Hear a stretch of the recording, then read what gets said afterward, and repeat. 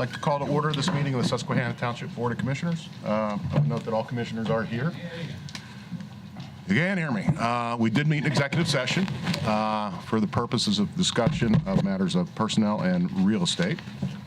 We'll have a Pledge of Allegiance followed by a moment of silence. And the pledge will be co-led by Commissioner Mike Schubert and Betsy Logan, whose birthday it is today. Come on, Betsy. I pledge allegiance to the flag of the United States of America and to the republic for which it stands, one nation, under God, indivisible, with liberty and justice for all.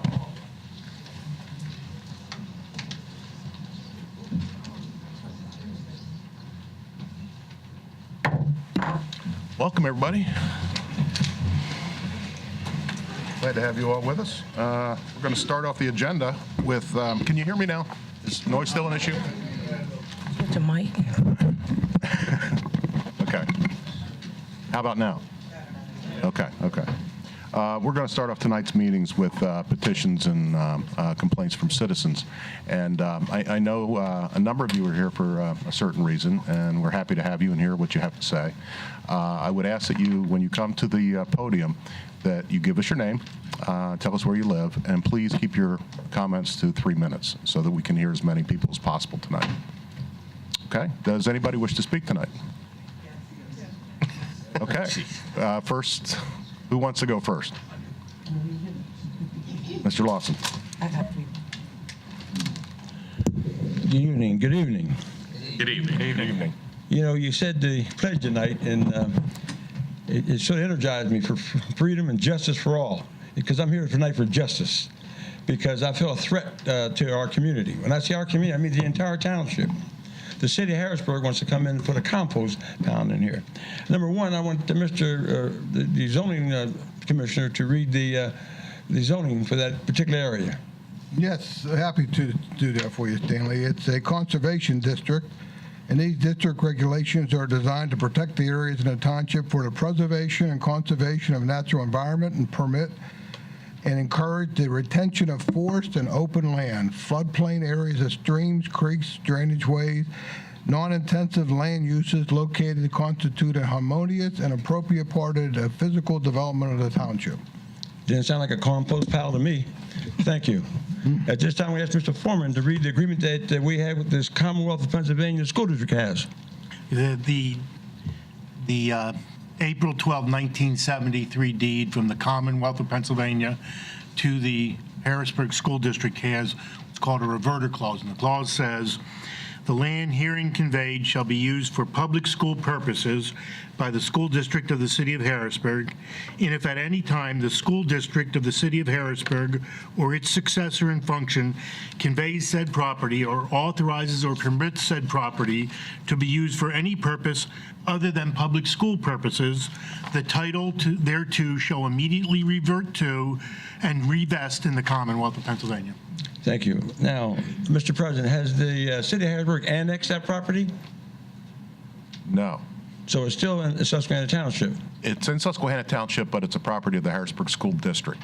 I understand that, but it's subject to zoning of Susquehanna Township. Is that not correct? With, it is, but with municipal use provisions under the law, as Mr. Foreman can explain. I understand that, but I just read the agreement they have with the school district. Right. With the Commonwealth. Right. But let me just be very quick. I'll be like a minute rights, 1 minute and done. But this thing is I feel a threat, not only to that part of the township, the entire township. Mosquitoes don't know a ward line. And once you start that you know, I had experience with the city. I served on city council, by the way. I served 20 years on this board.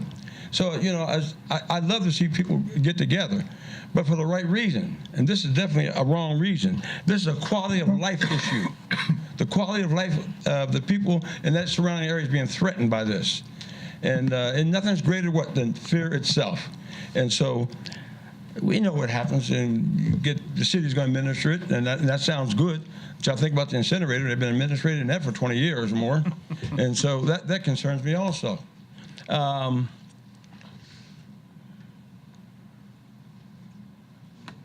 Another thing that concerns me, and in the zoning ordinance, it says It said the city was going to go out and go to restaurants and try to get some of their business. In your zoning, it says it cannot be used for commercial use. Is that correct? You're right. It doesn't say that specifically. Oh, it does but say you're that, right. sir. I hate to correct you, but it does. Oh, I see, yeah, further down, under permitted uses, you're right. You're a former president of board, you know all that. I mean, this is important to me. I mean, this is very important to me. This is not a Republican or a Democrat thing. You get West Nile virus, it doesn't give a damn who you are. A mosquito bites you, so I mean, we're all in this together. And you are our first line of defense. That's why I'm here tonight. I'm here because you are our first line of defense. God bless you all, and just do the right thing. Thank you. Thank you. Thank you. Good evening, Commissioners. Another former commissioner? Yes, my name is Tracy Lewis, and I reside at 2021 Columbia Avenue. And I want to especially acknowledge President Lynch and my commissioner, Third Ward Commissioner, Vice President Johnson, and on behalf of the residents here from the 7th Ward, Commissioner Engel, you too. It seems like just yesterday I was on the other side of the platform in your seat, and I was always waiting with anticipation with standing room meetings like this, because the issues that people felt that were near and dear to their heart that would have them basically give up a valuable evening, those issues were near and dear to their heart. And so we are here. I'm here with my neighbors. And the issue that we have is the city of Harrisburg has proposed and also put forth an application to the Department of Environmental Protection to put a composting facility. Now, to be fair with you, a lot of the issues that we're going to raise with you today, there's a variety of speakers that will speak to the letter that we have written to you and the issues that we want to bring up, would have more appropriately been addressed to DEP. There was a meeting on June 22nd where many of our neighbors got same-day notice or one-day notice and were not able to be there. I was able to attend, as well as some of others, but there were many who were not. So they're here today to bring our concerns before our elected officials, and we hope that you will hear us, review them, reach out to the appropriate people that you need to, and then get back to us in writing about our concerns. So I am a firm believer, personal believer in composting. However, when I reviewed the 97-page application that the city of Harrisburg put forth to DEP regarding this project, there were a lot of unanswered questions regarding things such as the potential for air and noise pollution that were not answered, the city's staffing and training capacity to deal with DEP's very rigorous regulations with respect to this, whether the city's plan to accept food waste from commercial establishments and also their school districts was really thought out in terms of preventing a nuisance to the surrounding community, and whether the stormwater and leachate practices or plans were really thought out. And I think the most important issue in this, and this was raised, but in the 1972 conveyance from the city, from the Commonwealth to the city, there is a restrictive covenant. And you'll hear from my neighbors why we have a concern with that. So we hope that you will listen to us, take our concerns to heart, and get back to us in writing with your response. And so I thank you so much for your time. And I'm going to pass it off to Jamie Folk, who has done a lot of research on this. And at the end of this, we have a letter for you, but you'll hear us personally because we feel very strongly about these issues. So thank you for your time. Thank you. Thank you, Commissioner. Good evening. My name is Jamie Folks. I live on Clayton Avenue. First, I want to quote directly from portions of the letter that DEP sent to the city of Harrisburg about the administratively incomplete application that was submitted. The city has not completed the application. As I stated, they have not provided permits that are necessary. They have not addressed waste transportation vehicles and what is permitted in those areas. There's no provision for the leachate collection. None of this was addressed in the letter. They have not provided any, have not spoken with the Clean Water Program or provided an industrial stormwater permit. They have not provided erosion and sedimentation control plans. They have not provided details on the design of the food scrap unloading area and receiving pit.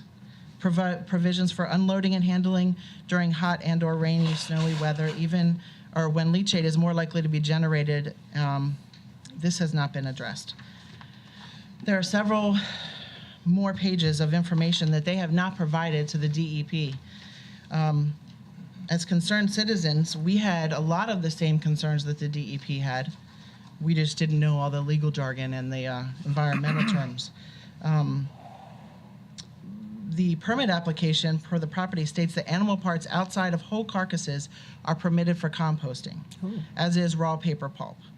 As citizens, we don't want carcasses in our backyard. We don't want raw paper pulp in our backyard. The application states that the city will notify DEP prior to accepting other types of organics and waste materials. But our question is the DEP able to set limits on in-vessel composting on that property? If so, are they willing to do it? Do they even have the manpower? As far as I know, there are 2 representatives for our area, for Pennsylvania, from the DEP. Who is going to govern this? Who is going to ensure that they're identifying the age, quantity, and method of receiving these animal parts in our backyard? The permit application states that the city will keep records of operations and time and temperatures as required by the permit. However, it also states that they anticipate DEP will waive testing and chemical analysis of incoming materials as well as finished product. Why are these permit guidelines regarding testing being waived? How will DEP ensure that the facility is running in compliance? Even though we knew these testing requirements are waived, have been waived in the past for other applicants, with the closure of its woody waste operation on South 19th Street, the city has already shown that it is neither adequately trained nor staffed to comply with DEP guidelines. And a lot of the facilities in our surrounding areas do not allow food waste scraps for that very reason, that it is hard to manage, it is hard to comply. And as I said, the city has already shown that it's not adequately trained or staffed. And per the permit application, the city estimates its current leaf and brush collections at 4,000 to 5,000 cubic yards annually. This is an estimate. They provide no estimate of organic food waste. But they do note that currently one school, which is Marshall, is diverting food waste to an outside vendor. So how much food waste are they taking from Marshall? Why can the city not take those numbers and give us an estimate of the food waste for the whole school district? What other restaurants and businesses will be putting food waste into the site? How many of the 30 truckloads estimated in the application are arriving each day will be food waste compared to yard waste? And will these numbers meet the 3-to-1 ratio that's required for brown to green waste necessary to keep this from being a slimy, messy food waste pit? How will the city inspect the food waste to determine how long the material has been sitting prior to its acceptance? How will the city determine the different compositions of food products? We have so many questions, and none of which the city has answered in their application. They haven't even answered all of the questions that DEP requires in the initial application. To me, in other words, and to my fellow neighbors, they've submitted a half-complete sidestepping application to try and solve a problem that they created by mismanaging their woody waste site on South 19th Street and putting it in our neighborhood, making it our problem. And we would like you to advocate on our behalf. Great, thank you. Thank you.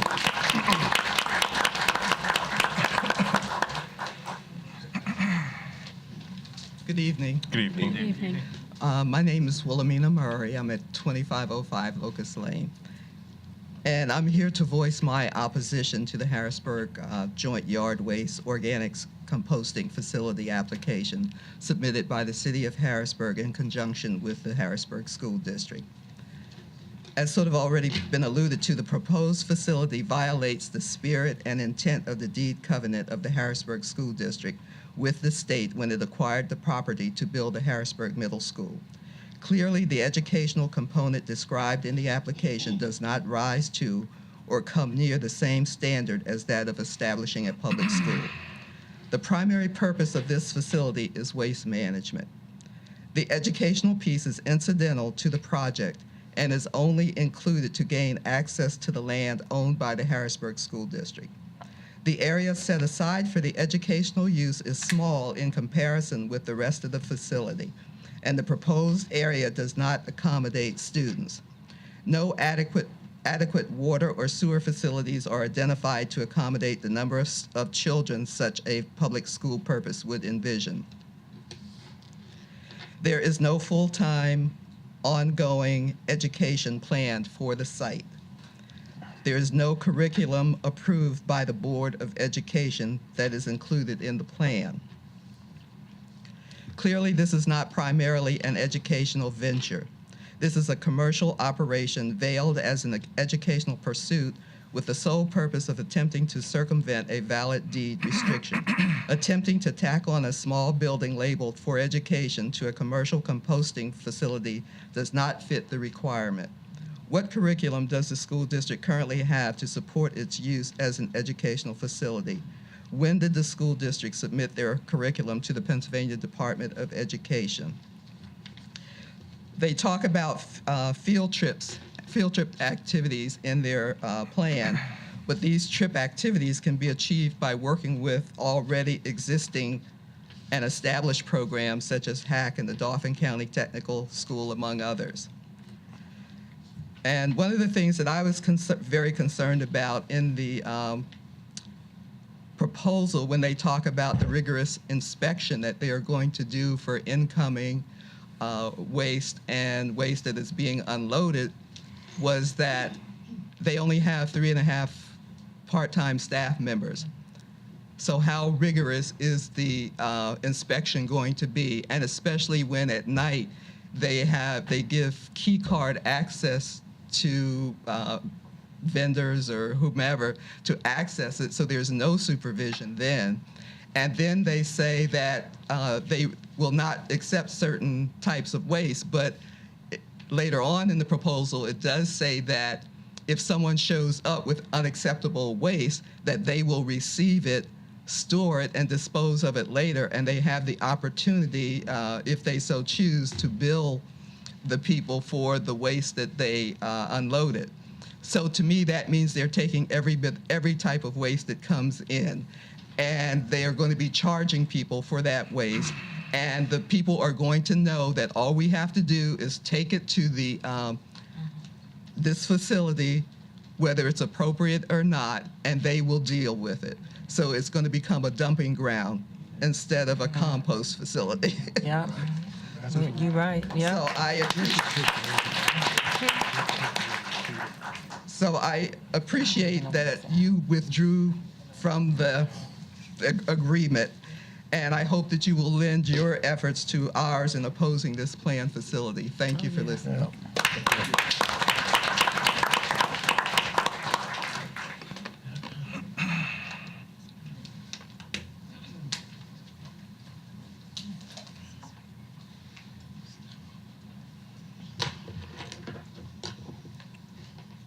Double trouble. Good evening. My name is Joanne Overton. I'm not a resident of Susquehanna Township, but I have many relatives, including my grandchildren and my great-grandchildren. So I have a huge concern about their health. I'm a registered nurse, as is Mrs. Bell, and we're going to do it like a double team, wouldn't you? Double trouble. There are such things called volatile organic compounds and bioaerosols that are emitted when you establish composting, a compost pile or this kind of facility. And the concern is that bioaerosols break down into toxins that are so fine that they can attach to the lung tissue and create all kinds of chronic health problems. Sandy's going to talk a little bit about some of those diseases that are created, but I want to present myself as an example of the competency of Harrisburg to facilitate, monitor, and produce waste management. I have chronic lung disease that is directly related to the emissions from the Harrisburg incinerator, as I lived in the area at that time. It's unfiltered, and even though the citizens came to discuss the issues, we were ignored. And now, didn't bring it with me tonight, but I'm on oxygen, and I have to take several different medications just to breathe. I don't want to see that happen to my grandchildren. My name is Sandra Bell, and I do live in Susquehanna Township, and I am a retired nurse. My concern, I live at 3105 Union Deposit Road in Susquehanna Township.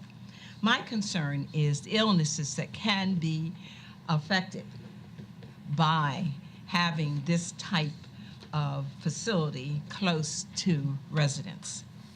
And I'm very concerned. We talk about the possibility of aspergillosis. It's a fungal infection of the lungs. And as an example, I don't know exactly what her illness was impacted by, but that's a possibility. And we also talk about farmers' lungs. It's another fungus infection. And we're very concerned that these things can occur and no one knows they're happening till it's almost too late to correct it.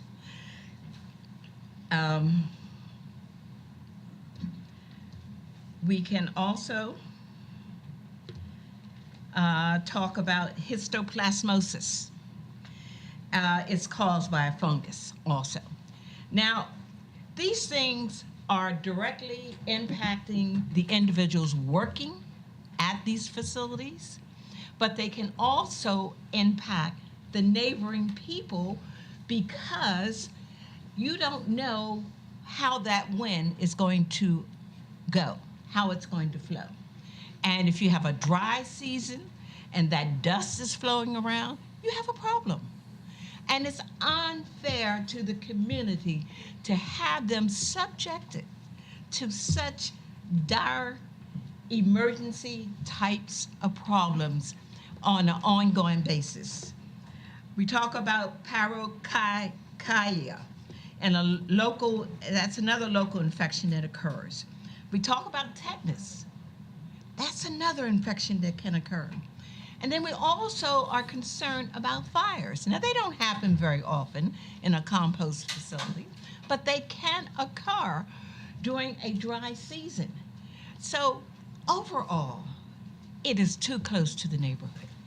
It is unfair to subject our families, our children, our neighbors to such a problem as this.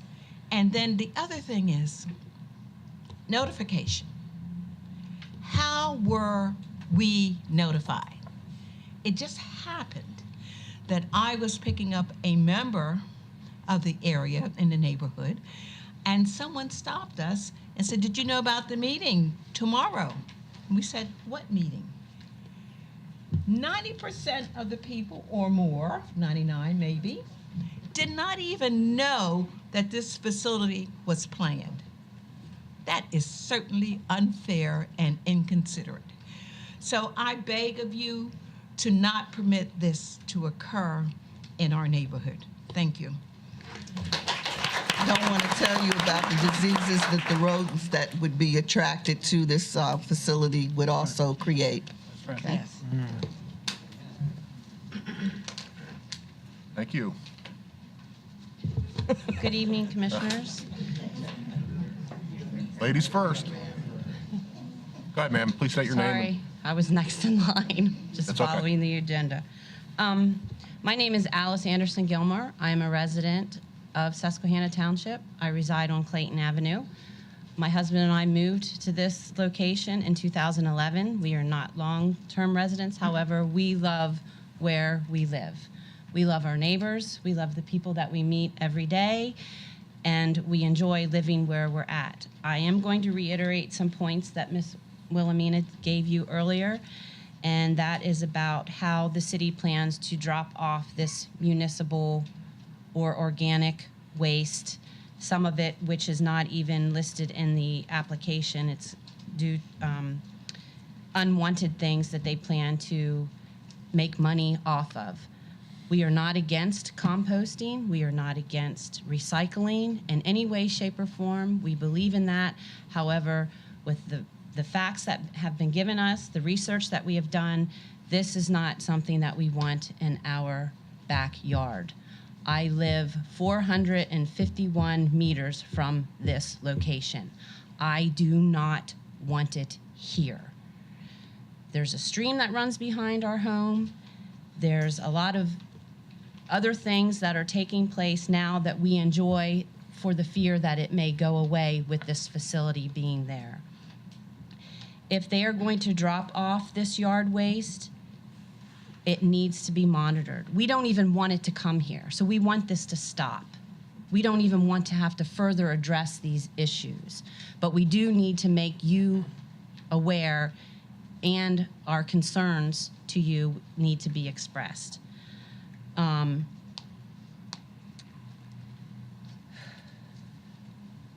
It's unacceptable for these materials to be stored, how they're going to be stored, how they're going to be dropped off. There's no guidelines or provisions made that we are aware of that they will be monitored correctly. The city of Harrisburg cannot even take care of the things that and not that we're bad-mouthing them. We respect the city. Our address is Harrisburg. Go ahead, tell the truth. Go ahead. But it's, well, thank you. Tell the truth.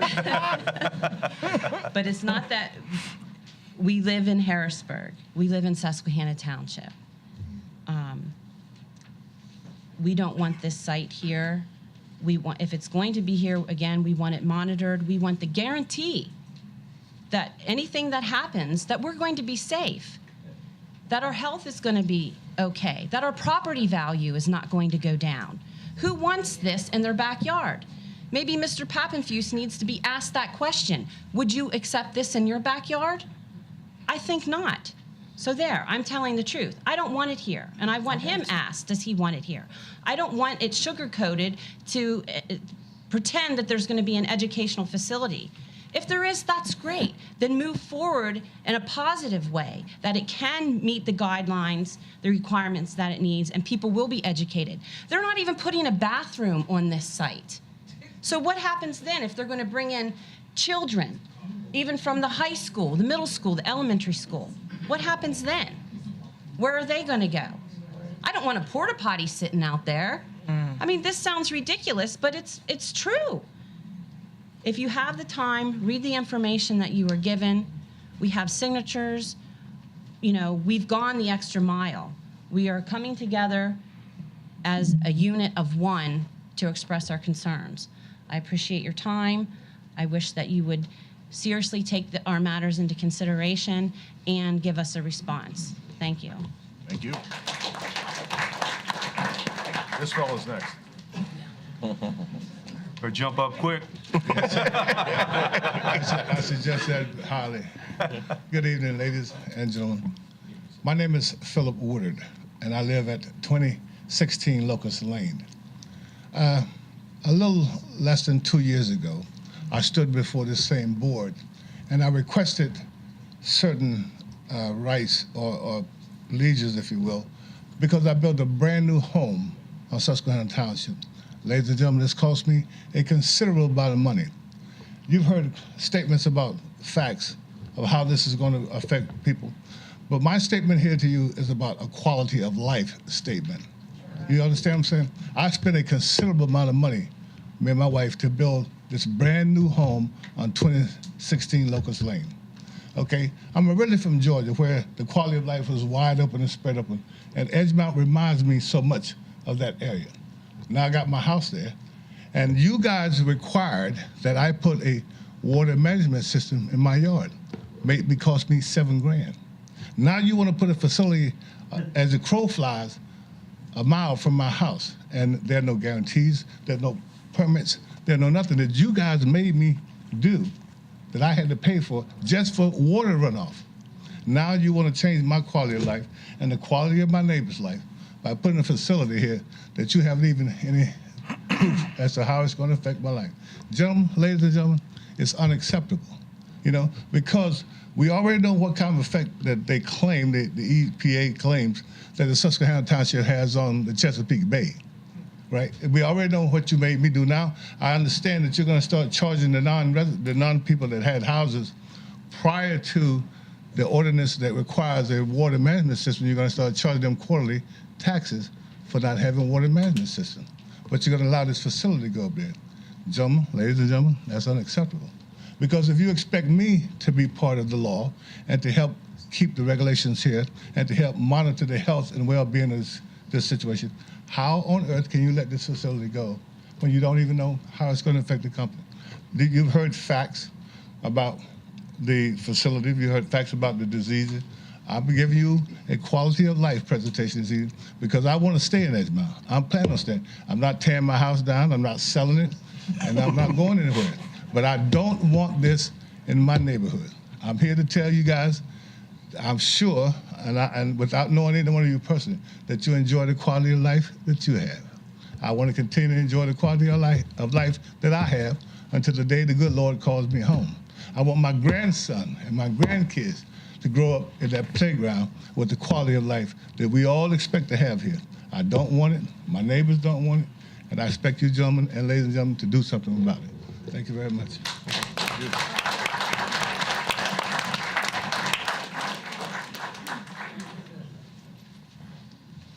Good evening. Good evening. Good evening. I guess it's obvious who I'm with, right? So I won't explain that. My name's Jayon Folks. I live at 2500 Locust Lane. I grew up in this community, grew up in Edgemont, and went to school, came back, bought a house in the community. I'm married. I have 4 children, 8, 6, 4, and 2. The house is a decent size, so we don't plan on moving by God's grace. But I just want to continue on with the letter here. There are legitimate problems with smell, flies, birds, and rodents, which greatly concern those of us in Edgemont. According to Cornell University's Waste Management Institute, odor is perhaps the most common problem associated with composting, and the failure to adequately address it has led numerous neighbors to complain and the closure of many large-scale facilities. The city previously ran a composting facility that was subsequently shut down due to DEP violations. How would this be any different? What makes the city think that they can do the right thing this time around? There are a number of townships and municipality compost facilities around the Harrisburg area, which none of them allow food waste. There's a very good reason for this. It's odor, insects, and rodents associated with large-scale composting are a big problem. What is the plan to control the odor of this facility? When an odor problem arises, to whom and where will the complaints be directed? What is the plan to address odor issues, and what is the timeline that takes place? The issues of flies and birds and rodents cannot be downplayed. Those of us who live in this lovely area, partly surrounded by the Greenbelt, Dauphin County Gardens, and the beautiful grounds of the old state hospital, regularly see wildlife walking around our yards. Not only do we see songbirds, squirrels, chipmunks, foxes, and deer, we also see skunks. And far too many feral cats, coyotes, and even a bear walking down the middle of Clayton Avenue last year. So food scraps collected in large amounts nearby will most likely draw more animals and pests to this compost facility. How will this be addressed? Has the Pennsylvania Game Commission been asked whether the proposed use of this facility would draw more unwanted wildlife? How much traffic is estimated to be produced by this facility's operations? How many grinders, chippers, or shredders will be present on this property? How loud are these machines? How often will they be running? And what type of emissions will they be producing? And what time of day, what are the hours that these machines will be running? So that's all I have. I thank you for listening, and pray that you guys would do the right thing. Thank you. Thank you.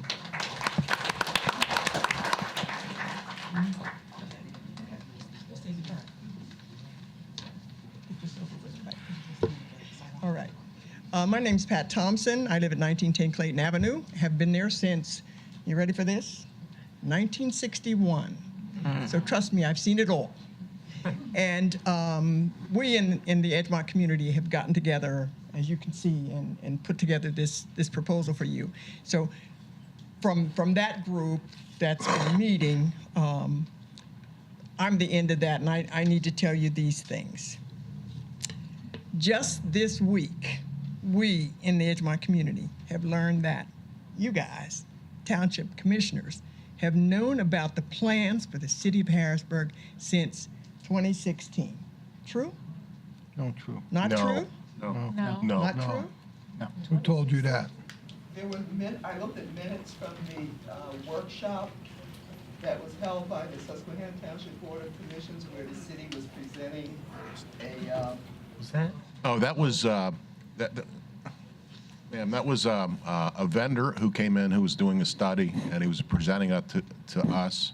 He was trying to attract our interest in joining in with such a facility, and we decided we did not want to do that. So that means you knew about it, Well, no, basically.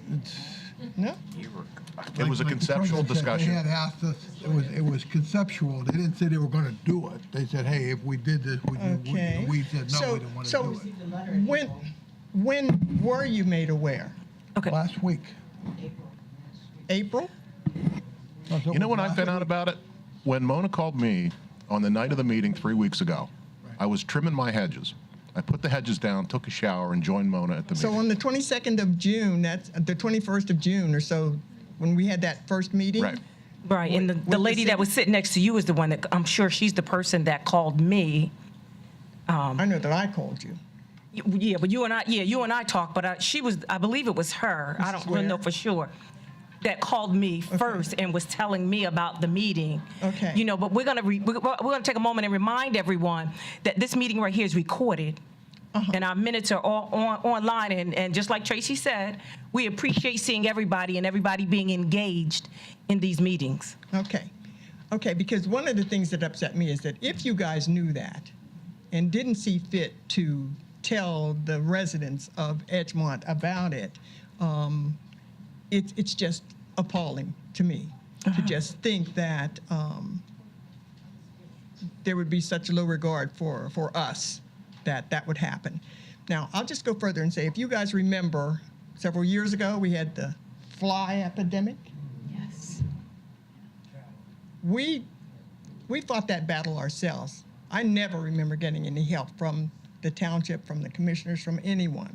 I called almost every state agency there was available to find out what was going on and how we could take care of it. And the phone calls from me and perhaps some of the other concerned citizens to state agencies found the reason for it. They had reopened the farm on the state farm grounds, and they had cattle, but they had nowhere to process the manure. So with our urging and whatever, the state built a silo in order to take care of that, and that problem was ended. But we won the battle, but unfortunately, it wasn't with your help. And so that's one of my concerns. And I think of it in terms of the fact that probably more than 90% of Edgemont is inhabited by Black people. And that should not translate to a lack of caring for our well-being. Composting food would bring back the flies back. It could. Not to mention the mice, the rats, the coyotes, the deer, the raccoons, and whatever. And so you are our commissioners, and you're being given yet another opportunity to assist our community in fighting for environmental justice. And I really want you to please remember that all lives do matter. And just in case you're not familiar with the term environmental justice, here's the definition.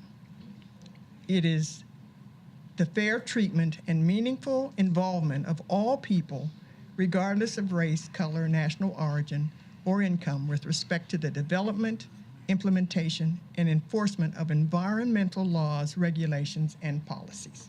I thank you. Thank you. Hello. Yes, ma'am. My name is Monica Wilkerson, and I think about as long as she has been here, there's been a Wilkerson at 1729 Glenside Drive for almost 70 years. My problem is I have a 15-year-old daughter who's an athlete for this township. She can be seen playing soccer out there constantly. I got enough issues with her breaking bones and other things. I don't need to worry about her lungs.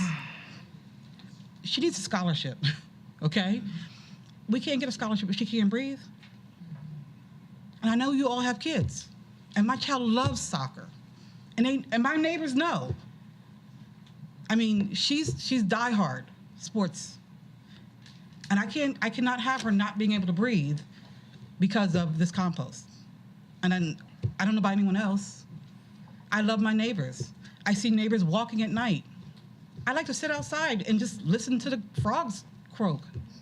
They won't be there, they'll be croaked. You know what I'm saying? I mean, where else can you sit out and just enjoy peace and quiet? You know, it's just peaceful. Right now, we don't need that. So I ask y'all, please, just think about the kids, if nothing else. Think about what this district can do for our kids. I mean, we have too many senior citizens. Their health is already at an issue. I would like for my family to continue to live at 1729 for another 70 years. So please don't stop. I mean, stop them. Don't stop helping us. That's all I ask. Thank you. Thank you. Good evening, Commissioners. I'm State Representative Sue Helm, and I do live in Susquehanna Township. And I'm here this evening to back all these people that you heard what they had to say. I think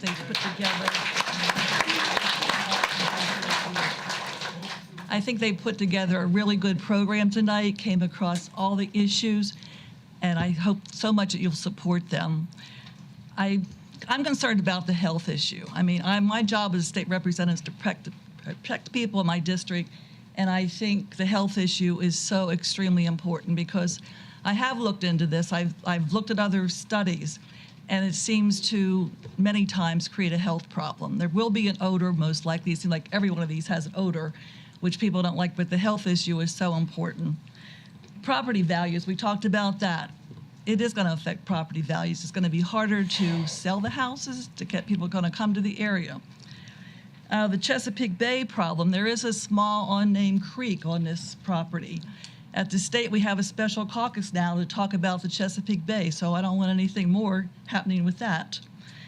I also have the bill for the sale of the state hospital grounds, so this is something I don't think is going to add to that if this would be there. As far as the late meeting notice, this is the first meeting I've been to, but David Kratzer, you were nice to call me about a couple hours before the meeting in the month of June. I am on the Appropriations Committee. The month of June, our responsibility is to do the budget for you, which we sort of have it done, but Good not luck. totally. but we're working on it. At least we can't spend any more money, that's for sure. We have that locked in. So I do appreciate everybody coming out tonight. I think it's great what you put together to present your case. And I'm just here to ask for your support because I will back this group. I will work with them totally, and I hope to work with you, and let's prevent this from coming into the township. Thank you very much.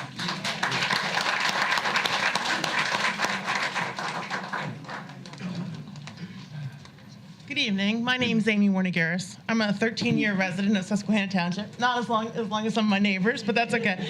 And 5 years ago, my husband and I, Frank, bought a property at 2510 Locust Lane. Some of you may be familiar. It's one of the oldest houses in the neighborhood in Edgemont, and it was rehabbed. And we were very happy to be able to find a home within the township so that we could stay in the place that we love and do something good, which was put a property back on the tax roll. So love living there, love my neighbors, very concerned. And I'm not going to reiterate any of the issues that my neighbors have brought up because I want to value your time. But I will bring up one thing.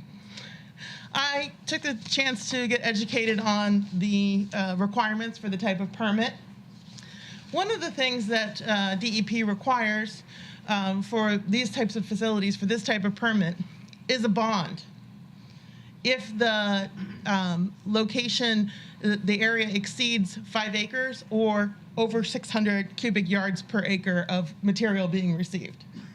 If you have an opportunity to scan through the application, you'll notice that the proposed amount of area is 4.9 acres. However, the entire site that's proposed as part of the project is 13 acres. That raises a question in my mind, and probably in some of yours: what is to prevent the city from, if they would be successful in that first permit, from going back and saying, oh, we'd like a second permit in that same piece of property? So now, instead of having 4.9 acres of composting, we now have 10. The whole site is 42 acres. Two other things I'll mention quickly. One, they also want to use this facility as a drop-off for recycling. We all know that people recycle things that they shouldn't, that are not recyclable, and they become a dump. Lastly, in addition to woody yard waste, in addition to food waste, which is a big concern of us, when you read closely the proposal, you'll also see that they want to take cardboard, incorporate that, gypsum or wallboard, and sludge from the process of making paper. That last one is of particular concern to me, because if you've ever been to a paper plant, you know what they smell like, and you know the levels of chlorine and the other types of chemicals that are probably unknown to most of us that can be in that. So I'm all for composting. We do it on our property. I don't compost cardboard. I don't compost woody paper sludge. I don't compost garbage. I don't want to have the city of Harrisburg composting those things in our neighborhood. And I just ask for your support. I appreciate your time and your attention, and I hope that you will back us and continue to be engaged on this issue. Thank you for your time. Thank you. Thank you. I have here a letter addressed to Susquehanna Township to David Kratzer, dated March 27th of this year, regarding that particular plan. The subject is City of Harrisburg application to the Pennsylvania DEP for a yard waste organic composting general permit. That's a letter that came to you in March of 2017. So you guys... Again, I'm gonna say it again, okay? I'm gonna say it just like I said it the first time. Everything that we do here is on TV, and it's on TV on this meeting, and then it's open to the public. And listen, and so you guys have access to all the information that we have. We get more than just one or two people coming in and asking us, you know, yeah. What I'm saying is that the township, in some facet, was aware of this before we became aware of it. Okay, and I told you when I talked to you before, I said we are not in support of it. There's no one here that supports it. Is it that you want us to call you or call the neighbors when something happens and we're not even in support of it? Only time we knew that DEP, somebody here correct me if I'm wrong, the only time we knew that DEP was actually going to file, or Harrisburg actually went forward to file an application, was in June. The guy came and spoke to us about it and asked us, did we want to be a part of it? We said no. Okay, and then, I don't know. Next thing I know, he was filing an application, and the lady, I believe it was her, that called me and told me about it. Okay, so we get a lot of people that come in and ask us things and tell us things, but if we say we're not gonna be a part of it, we're not a part of it. I hear what you're saying. Okay. In the interest of time, I take your point, Ms. Pat. In the interest of time, let's move on with Hi, my name is James. I live on Locust Lane. I say good evening to you all. And I would like to thank my neighbors and friends for so eloquently presenting our case. When I initially heard about it, this situation was just maybe about a week ago. And my first reaction is, in order to present something to someone, I have to be educated about it. And I didn't think I had enough time, but you guys did an excellent job, and I thank you for it. James, but anyway, can I stop you for 1 second? Yes, sir. Can you give your full name and address for the record, please? I'll give it to her later because I really don't want my address on the air, if you don't mind. But I'm James on Locust Lane. Is that okay? Thank you. That works. Take care of it. Anyway, I moved to Harrisburg in 1990, and I don't know how soon it was after that I came through Edgemont. And one of my first thoughts was, I want to live in Edgemont. And God blessed me in 1995. I was able to get a home there. I've been there 21 years. It is one of the most beautiful pieces of land you could ever want to live in today. We don't have this kind of land in most places. It's easygoing, it's very neighborly, it's very friendly. I would like to say, I sent an email in yesterday, and some of my first words were, and I sent them to, I think it was the project manager, that this situation actually felt like someone was trying to slide an application in and hoping nobody picked up on it. And I'm glad that my neighbors and friends did, because it might have slid by me. But I am concerned about everything from the environmental aspects of it, to the odor they were speaking of, which should be labeled probably as putrid, to the appearance. Just like you all live in your neighborhoods, I'm sure that you would like to keep what you have. We live here, we love it. We don't want to see these type of changes happen to us. And I'm glad that Representative Helm is here, because I voted for her several times by recommendations of others. And as you get older, you learn about taxes, your representatives, all that. I thought to myself, I'm getting ready to take advantage of our representative, and I'm so glad to see you here. With that being said, lastly, is that my days here on earth, whenever I hear something good, a lot of people hear about it. If it's bad, you don't hardly hear anything about it, and we don't hear a lot about it. It's bad. I'm letting you all know that I believe this project is bad, and I wish that you all would not allow that to come into our community. Thank you. Thank you.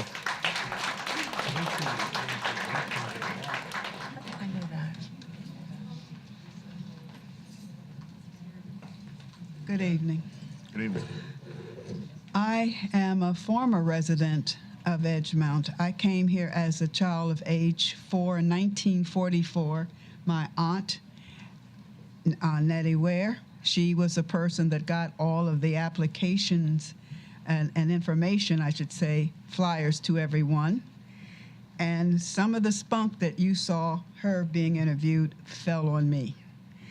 And I'm kind of saddened in a way that we have to have a meeting like this when you have people who have put their lifeblood into making Edgemont the home that it is, the type of homes. The legacy of Miss Anna Carter, that was one of the first teachers I had back then.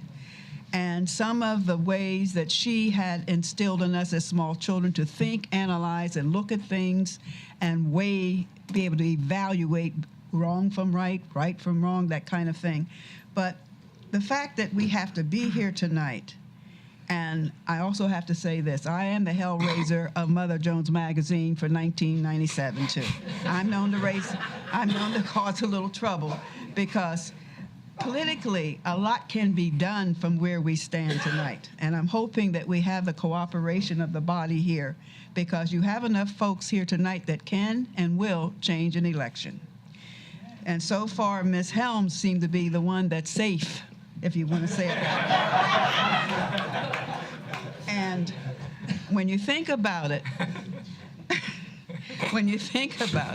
it's so easy to tell folks that probably tried to pull a trick on you all too.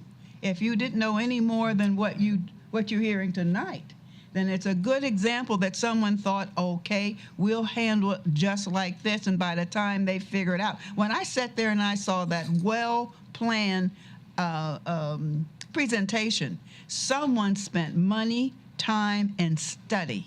You don't have a presentation of that candid of every aspect of this proposed project without someone doing a lot of homework, and this is how we're going to handle from the very onset to where we are now. And since many of these folks are going to be running for election, I'm going to open my big mouth and say, I'm glad Ms. Helm is here and she's safe. And we're hoping that you all will feel strongly about what you have heard tonight, because everyone's up for grabs right now. And I do thank you for your time.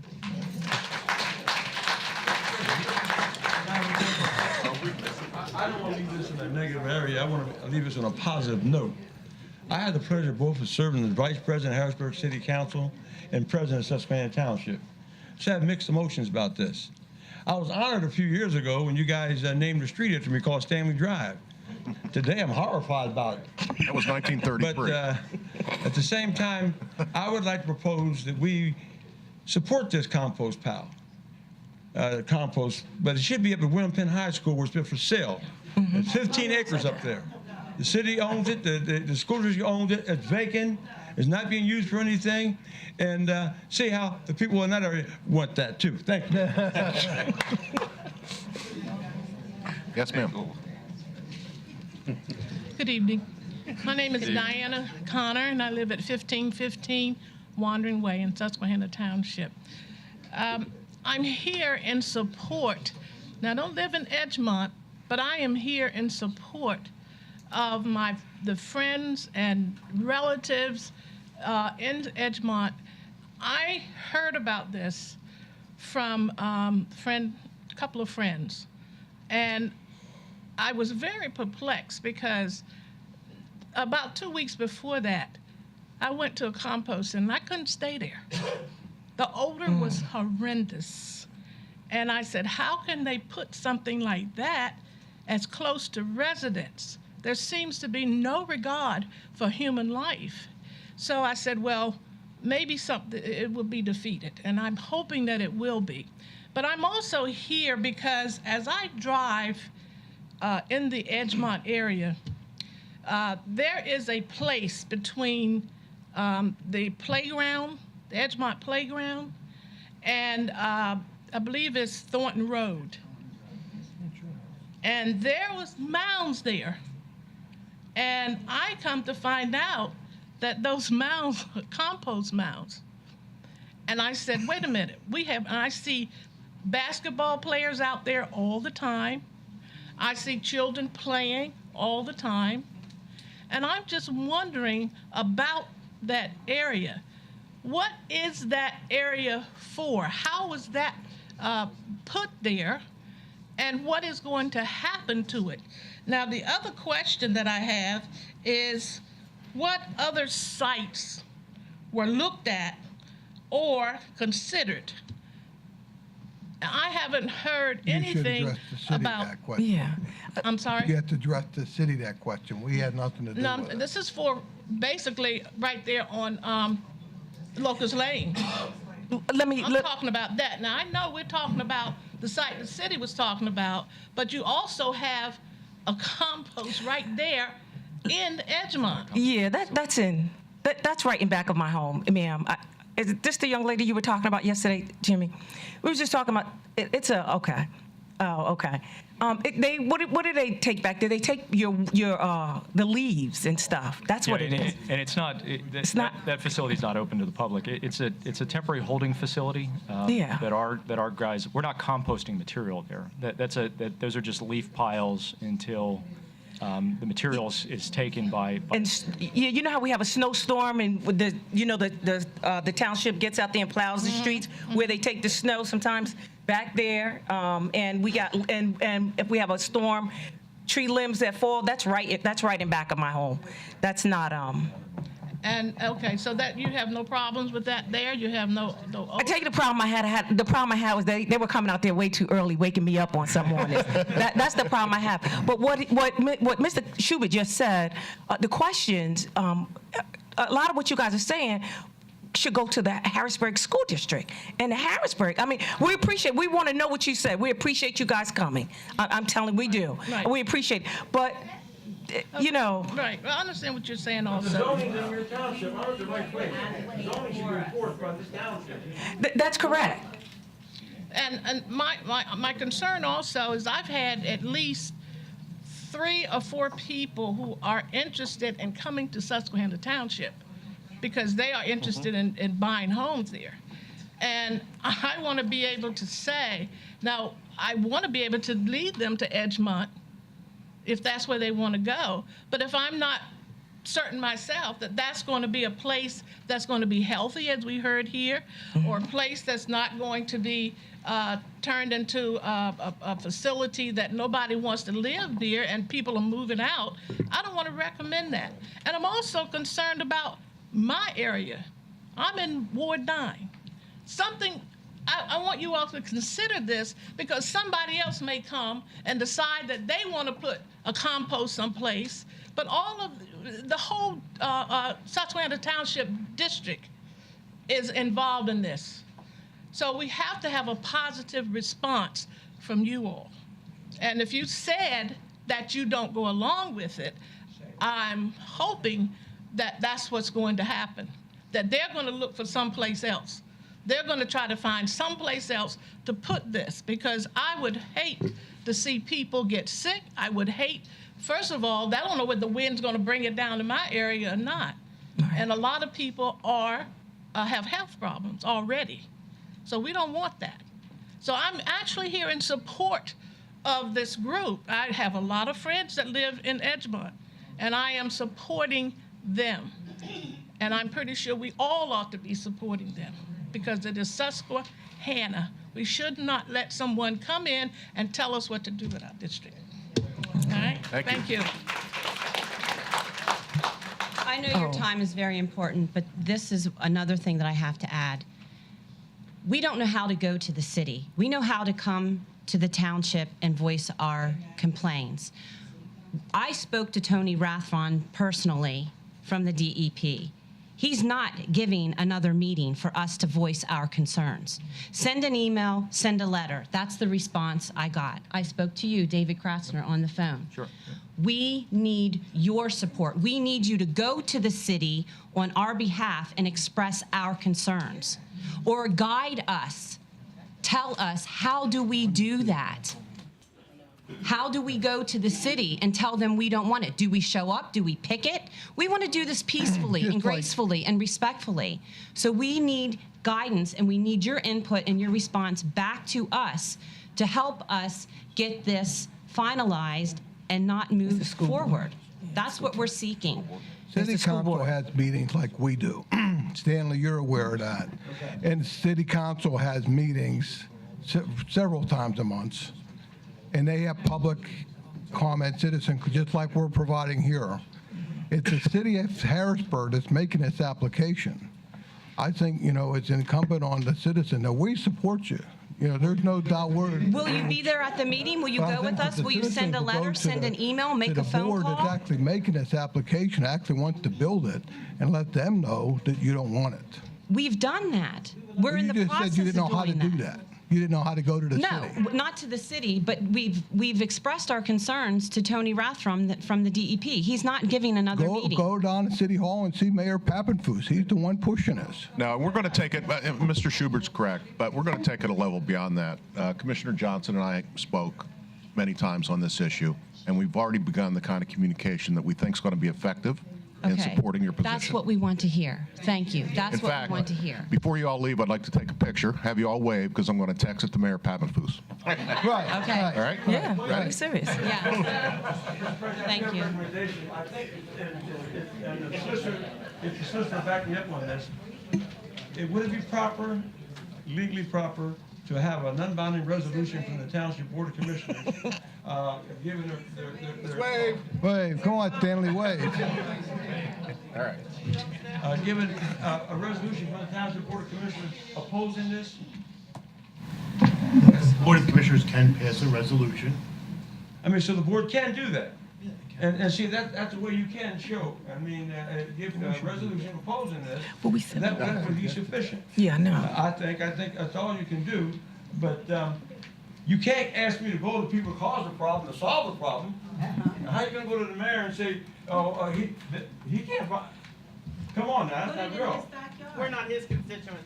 Excuse me. We have to get a resolution, and then I think our next thing is I'm a resident of Harrisburg, and what I recommend to this group is that you attend the next school board meeting, since the school board owns, the school district owns the property, and also be prepared to attend the city council meeting. Thank you. Right. City council and the school board have both voted on You it. can do They're all that. in favor of it. She's right. That's Sylvan okay. Knight Bernie I'm is the presenting your superintendent. objection. Sylvan Knight Bernie is the superintendent of the school. That's right. You don't go to people to solve the cause the problem, solve it. You I think we go need to to go to them the governor. if you're gonna be The governor of the an Commonwealth of activist. Pennsylvania, because that clause you read, that is agreement with the governor of the Commonwealth of Pennsylvania, is that not? It's the Commonwealth. Well, isn't he the executive officer of the Commonwealth? Well, I think it's actually with the Department of General Services. Department of General Services. Mr. Lawson, that is one of our, Mr. Lawson, that's one of our plans. So we're going to be all over this, and we will do a resolution. We thank the board of commissioners for all the time, too. Oh, absolutely. I just want to say before we close that. Can you come up, please? Just state your name and My name address. is Brooke Sterling, and I live at 1150 North 22nd Street. But we also own a business in the city of Harrisburg. And I understand what you're saying, take it to the city, but the city has a lot. We pay taxes in Susquehanna and we pay taxes in the city. Right. And as a homeowner in Susquehanna that we pay taxes for, we're here because you guys are also our voice and we need your help. I mean, the city is terrible. They don't do half of what they say and they don't care about taxpayers, residents, whatever. It's terrible. So we're here because we feel that you guys will advocate for us. Well, I appreciate that because we are, and I think the sense that you're getting from conversations on the board here, thank you, is that you are our residents. This is our township. No, that piece of land is not owned by us. It's owned by a different entity, the Harrisburg School District. That doesn't matter to us because we're going to do everything we can to make sure that this is a place that we're proud to call home. Thank you. Thank you.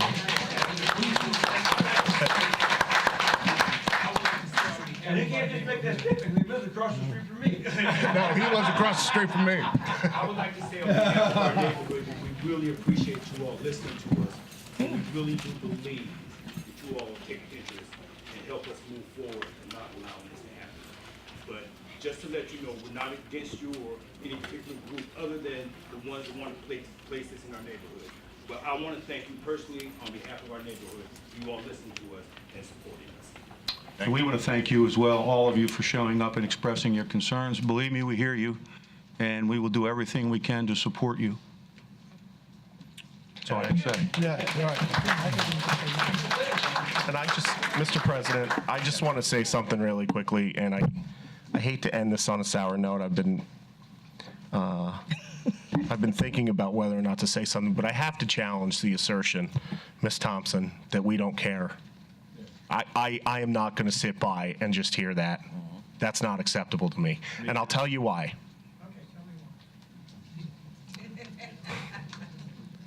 I grew up in Edgemont, 1108 Edgemont Road, 2020 Wayne Avenue.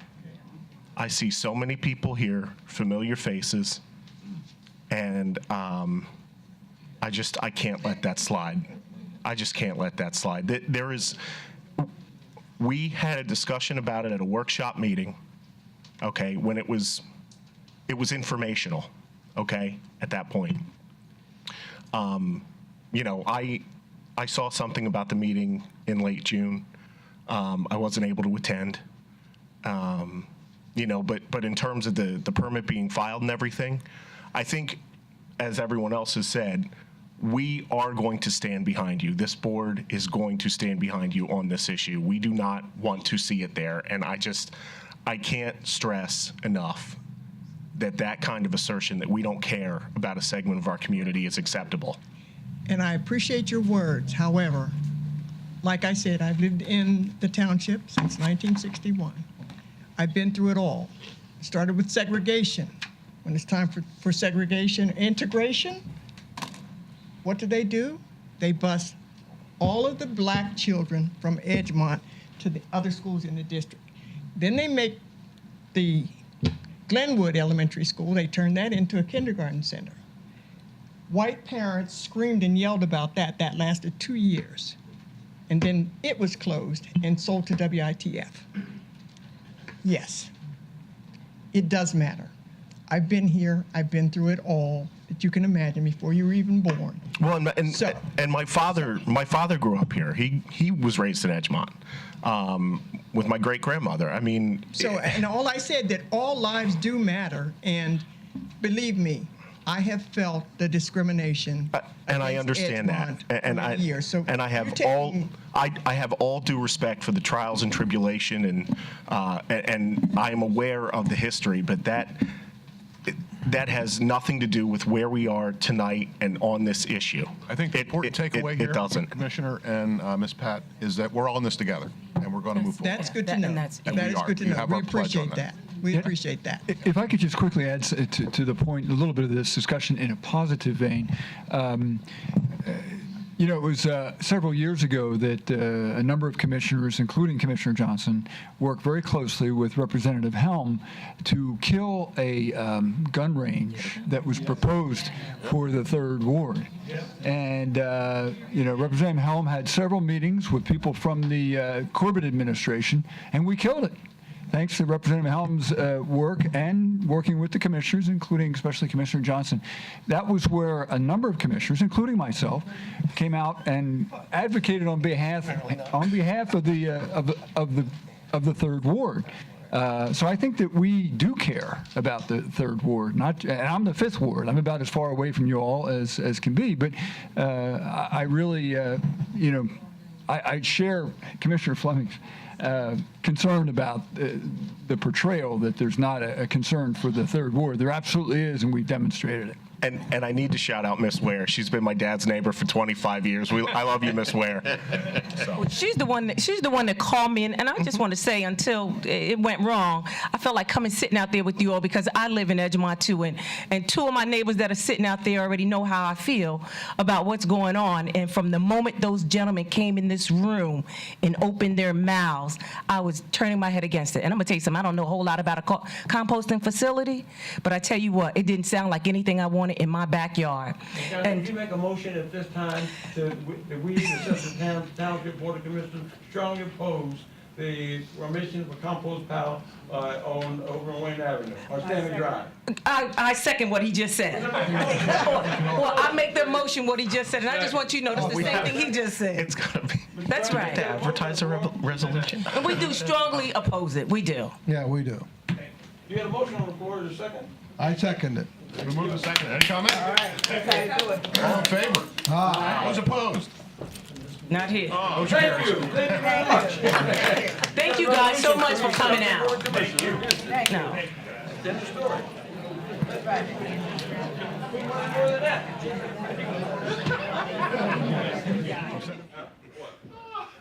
All right, we'll continue with public comment, and then upon a special request, move to, up in the agenda, the local share municipal grant presenters. So we'll do that right after any other public comment that anybody cares to impart. Mr. President, I did want to talk about the sidewalk issue. When I saw everybody here, I thought maybe everybody was going to talk about the sidewalk. No, come on up, John. If you would like, also, I'm welcome to participate or share comment when you get to that item for the agenda, if you would like to wait to that time. Well, we'll typically take comment now, but what do you think? Yeah, why don't you come on up, John? Here we go. So, again, for the record, my name is John Dietrich, 2095 North Drive, school board member. And again, I just wanted to share, I think everybody has in your packet, Mr. Lynch maybe had shared that along, a letter that we had sent into the Planning Commission back a few months earlier. And I just wanted to reiterate, you know, I was here at the Planning Commission, their last meeting as well. And I just wanted to share with the board members, and if you had any questions for me, I could try to answer them best I can. But at this point, the school district, our position would be that we would like to see the sidewalks along Progress Ave and not allow that waiver. I know that currently the Planning Commission's recommendation is also to, I don't want to get this backwards. The recommendation is to have the sidewalks along Progress and not permit the waiver for that particular waiver. I know they broke the waivers into different categories in order to get it moved through the Planning Commission. So I think they essentially approved the waivers for everything except for the sidewalks along Progress Ave. So that's still the position of the district. personally, I haven't studied the plans to know exactly where the trees and things are too, but I'm also concerned from a citizen's perspective of having the waivers for the trees along the sidewalks. I mean, to me, we have these requirements in place for a reason, and I would like to see them stay. I understand in building your commercial property, you may want to have some visibility to the frontage of the property or something like that. So I would like to, as opposed to just granting waivers, to not have the trees at all along what I'm perceiving is basically around the perimeter of that property, of the development area. If there was areas that they wanted to have no trees, okay, perhaps that's something you would grant as a specific waiver, but not just the waivers in totality. The sidewalks, I'm not completely sure about the waivers in the other two locations, but again, the sidewalks along Progress Ave, we would like to see safe passage there for residents and students. I think that's all I had now. And again, I will try to stay here through the remainder. You guys get to this. If you have more questions in a conversation, I'll be glad to. Well, hoping pass is not prologue, at least time-wise. I'm hoping I'll be home by 10:30. Can we make that happen? All right. Thank you. May I just John, Sure, President Dietrich, just one clarification. It is, and I believe the applicant will speak to this, but it's not a blanket waiver of the street tree installation. I believe it's a partial waiver. So I did see that. It sounded as if what you were suggesting is what the applicant is requesting. And now that you mentioned that, I did notice that something there in the waivers were partial, but I didn't recall that from the Planning Commission. I thought that there was a complete waiver on that. No, I believe the applicant is requesting a partial waiver of street tree installation. Good. Good. All right. Thank you. Not a problem. Thank you. All right. Anybody else, public comment, before we go on to the presentation? Okay. We have this thing called Local Share Grant, and every year we get requests to be a co-sponsor. And we have one from Wedgwood. Is Wedgwood here? Come on up to the podium if you would.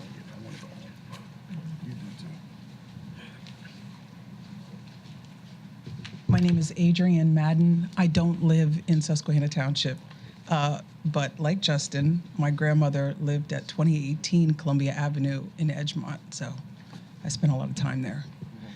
I am the treasurer and board member of Wedgwood Hills Swim Club, and I'll be honest with you, back in 2016, having grown up in Harrisburg, I didn't know that Wedgwood Hills Swim Club existed. I had never been there before. We're asking Susquehanna Township to co-sponsor this grant for us so that we can add a heat pump to the pool. In the spring of 2016, we actually went in and renovated the pool. I don't know how many of you are familiar with this pool, but it looked like the Amityville Horror. It had been closed for about 4 years. Nobody was swimming there. We have completely renovated the pool. It's actually a beautiful property. This is the second year it's been open since it was closed, and it's, if you've grown up here and are used to having swimming pools here, like the old Edgemont pool, like the old Pembroke pool, it's a real amenity to your township. Latchmere is privately owned, so we are now the only nonprofit pool in the area. We try to keep our rates as low as we can. And we open that pool Fridays, Saturdays, and Sundays to the public. Fridays, it's only $5 per person. We've got all kinds of residents that come in, and the majority of our residents are also, or our members are Susquehanna Township members. So we've got seniors, kids, families that come to this pool. As somebody that, like I said, doesn't live in the township but spends now 7 days a week in your township, this pool is like a diamond in the rough to your township. It's something that you should be able to brag about. It's not just a pool, it's a recreational facility. The heat pump, why do we need it? Our goal for 2018 is to be able to offer low cost and no cost swim lessons to your residents. So we've got, I don't know how many of your kids swim, your grandchildren swim. Mike Mausner, he taught my kids how to swim. My kids are terrific swimmers. He has agreed to move his swim lesson program to Wedgwood Hills and also to offer no-cost lessons at our facility in 2018. But Mike is a little bit older than I am, and I'm 50, so he's probably about 70, but still going strong and teaching those lessons. And he's taught everybody's kids how to swim. He used to do this at Blue Ridge Country Blue Club. Ridge, right, He lost yeah. that pool. That pool's now closed. Mike and I met, and we're good friends, but he's doing it now at the Friendship Center. He's looking to get out of there. So if we get this heat pump starting in 2018, he will be doing all of his swim lessons for us, and that will run from May through September. In addition, we've got some swim coaches. My kids are competitive swimmers who, when I went to them just to tell them about this idea, asked me if they could be on board. I gotta stop because if you keep going, I might forget my question. I apologize. Okay. So, can you explain why you need the pump in order for him to give the lessons? And I don't know. I'm not. I had to say the same thing. Okay. Like, why can't you just get in the pool? That's what my kids do. Yeah, the water's supposed to be cold. He's got diabetes, so he can't get into a pool that's 60 degrees in May. We put that heat pump in. You don't even need to run it all summer. You run it just in the beginning, in the spring. You get that water up, but what it allows him to do, and he gets in. So he'll get in, his staff will get in. We have an in-ground pool. We turn that heat pump on a couple days in the beginning of the season. We'll run it a few times because the nights are cool, but we're gonna run that in May. We're gonna run it, the water will be warm. He'll be able to continue his lessons through the summer. We'll run it again in September when it gets cool at night and the water gets cold, but you just can't get in the pool that early when it's that cold. And honestly, when does that water heat up naturally? Mid-June. So this allows us to really extend our pool season. You know, until she said it, I didn't, you know. I said the same thing. Why can't you just get in? And Yeah, that he makes said, sense. I can't do it. And he's right. It'll extend the season of the pool. We're not looking to do that because we need it for more memberships. We still have people coming to us yesterday, today, paying full rate. We haven't even reduced our rate. They're coming. We're getting great word of mouth. We get incredible support from so many people on the township board that have been incredibly helpful for us, to us, in making this pool a reality. Like I said, it's an amenity to your township. That was my next question.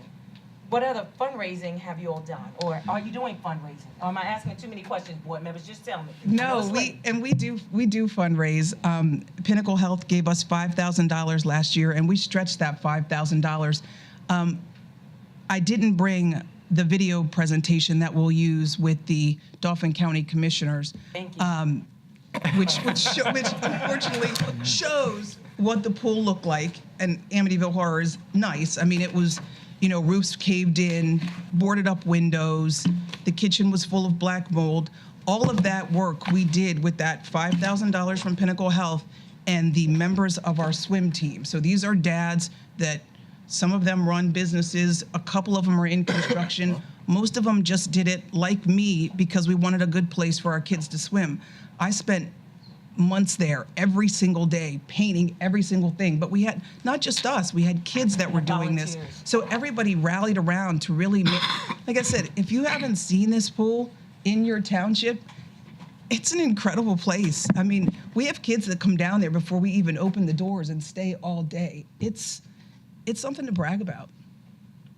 But like I said, we need the township to sponsor this application and co-sponsor this with us. I mean, we're looking for $9,000. I mean, we were looking to do some other things last year. We were able to do them without gaming money, and we continue to fundraise. We've gotten more money from Pinnacle Health this year. We're also asking other organizations to support us, but a lot of what we do on our own. You say 9,000, I see 5. Did I say 1,500 or 1,600? No, I think that's what they have so far. Yep, raised so far. Oh, there it is. Oh, the budget. Okay, there it is. Okay. Yeah, the total ask for the grant is 9,000. Any other questions? Did you submit that to the county yet? No, we come to you first for co-sponsorship. Mr. Kratzer, where are we in the process for the gaming cycle? I don't, Mr. President, I'm not sure of the exact dates. I believe you have until September or so to submit the application. Yeah, once we... I think they're in the cycle right now, again, based on the program guidelines, where you're supposed to be doing what they're doing right now, which right. is Once if we get co-sponsorship, then we'll just take that. Our packet's complete, so we'll take the packet, submit that, go through the pre-application process, and then we've been through the process before. terms of our own internal process, this Yeah. is the first application that came through the door. This was the first request that we've received. Obviously, there's another gentleman here to make a request, and there may be another request that may be coming in. Betsy, is that correct? But we're only aware of these three requests at this point. So this is an informational procedure for tonight? Yeah, Adrian has prepared the information consistent with the policy that the board has adopted. Right. I think that's, if I'm not mistaken, it should be before you. I think Johnny made copies of that. Mhm. If it's not, we'll also follow up with an electronic copy of the material as well, so you have that to. It has all the dates in it when things are due. So if we're looking. No, I don't think you have that. Okay. No.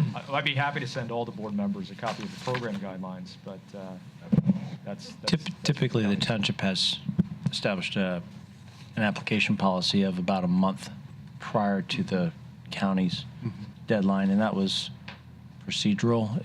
We never established hard and fast rules. It was, I think, well known and discussed. It's been going on for several years. Sure. But we were, in the first year or two, sort of slammed at the very end of the official deadline, having no notice of any applications. So I think informally it was always August 1st, or approximately a month before the county deadline. So you're right on time. So, but we're not expected to vote on this tonight, are we? You don't. No. It's completely within your purview. We have time if there's a desire to review the materials. So it's just her talking to us and us at this asking point, her yes. information. Yeah. Got it.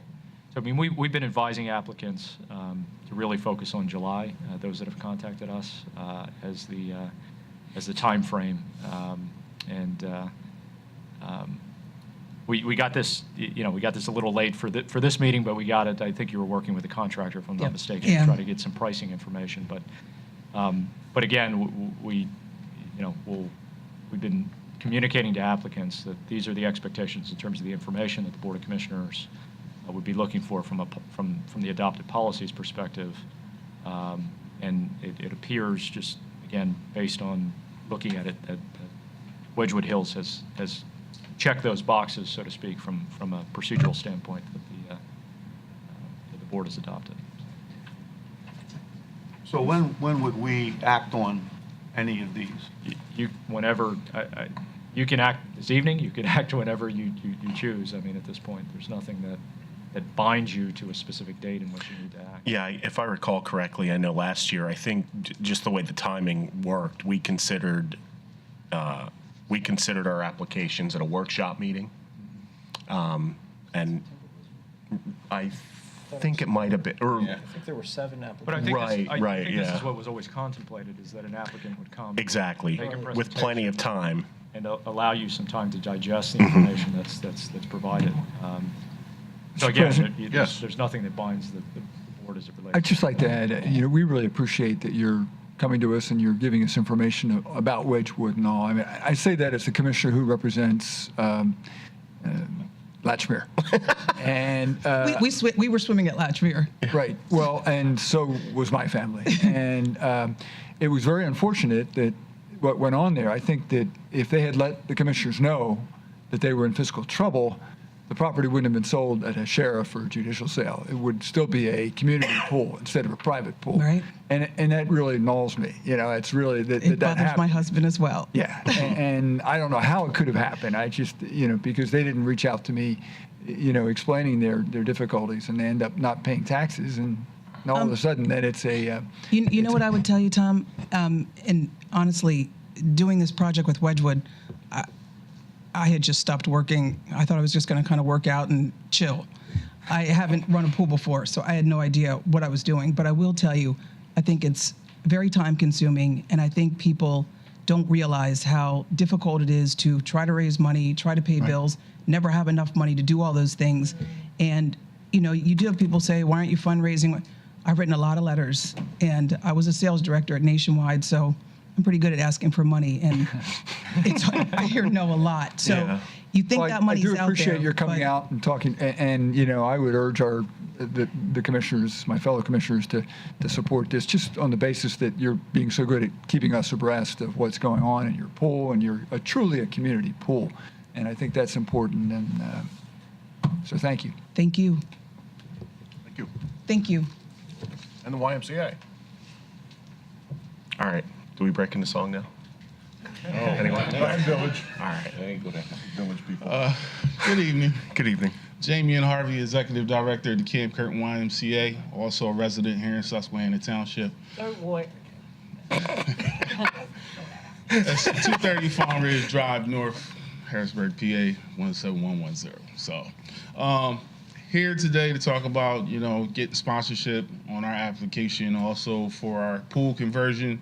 I've been executive director for about 6 years. We renovated about 90% of the building. The building looks immaculate, but this pool situation is hard for us. It's hard for us financially. It's hard for us to take care of. Again, like I said, it's been closed for 5 years, and it's honestly a $1.5 million fix to actually restore the pool. And that was numbers that I have gotten 4 to 5 years ago. So all of those numbers could honestly have inflated by now. But again, once I found out those numbers, for the last 4 years or so, I've been putting together a plan to convert the pool. It's just a huge space right now that's in our facility that we could do so many other things, for the community and for the youth and for all of our communities. Again, we have tons of youth from Susquehanna Township that attend our Teen Achievers and our college tour programs. We have indoor youth soccer that we work with a bunch of youth from, Susquehanna.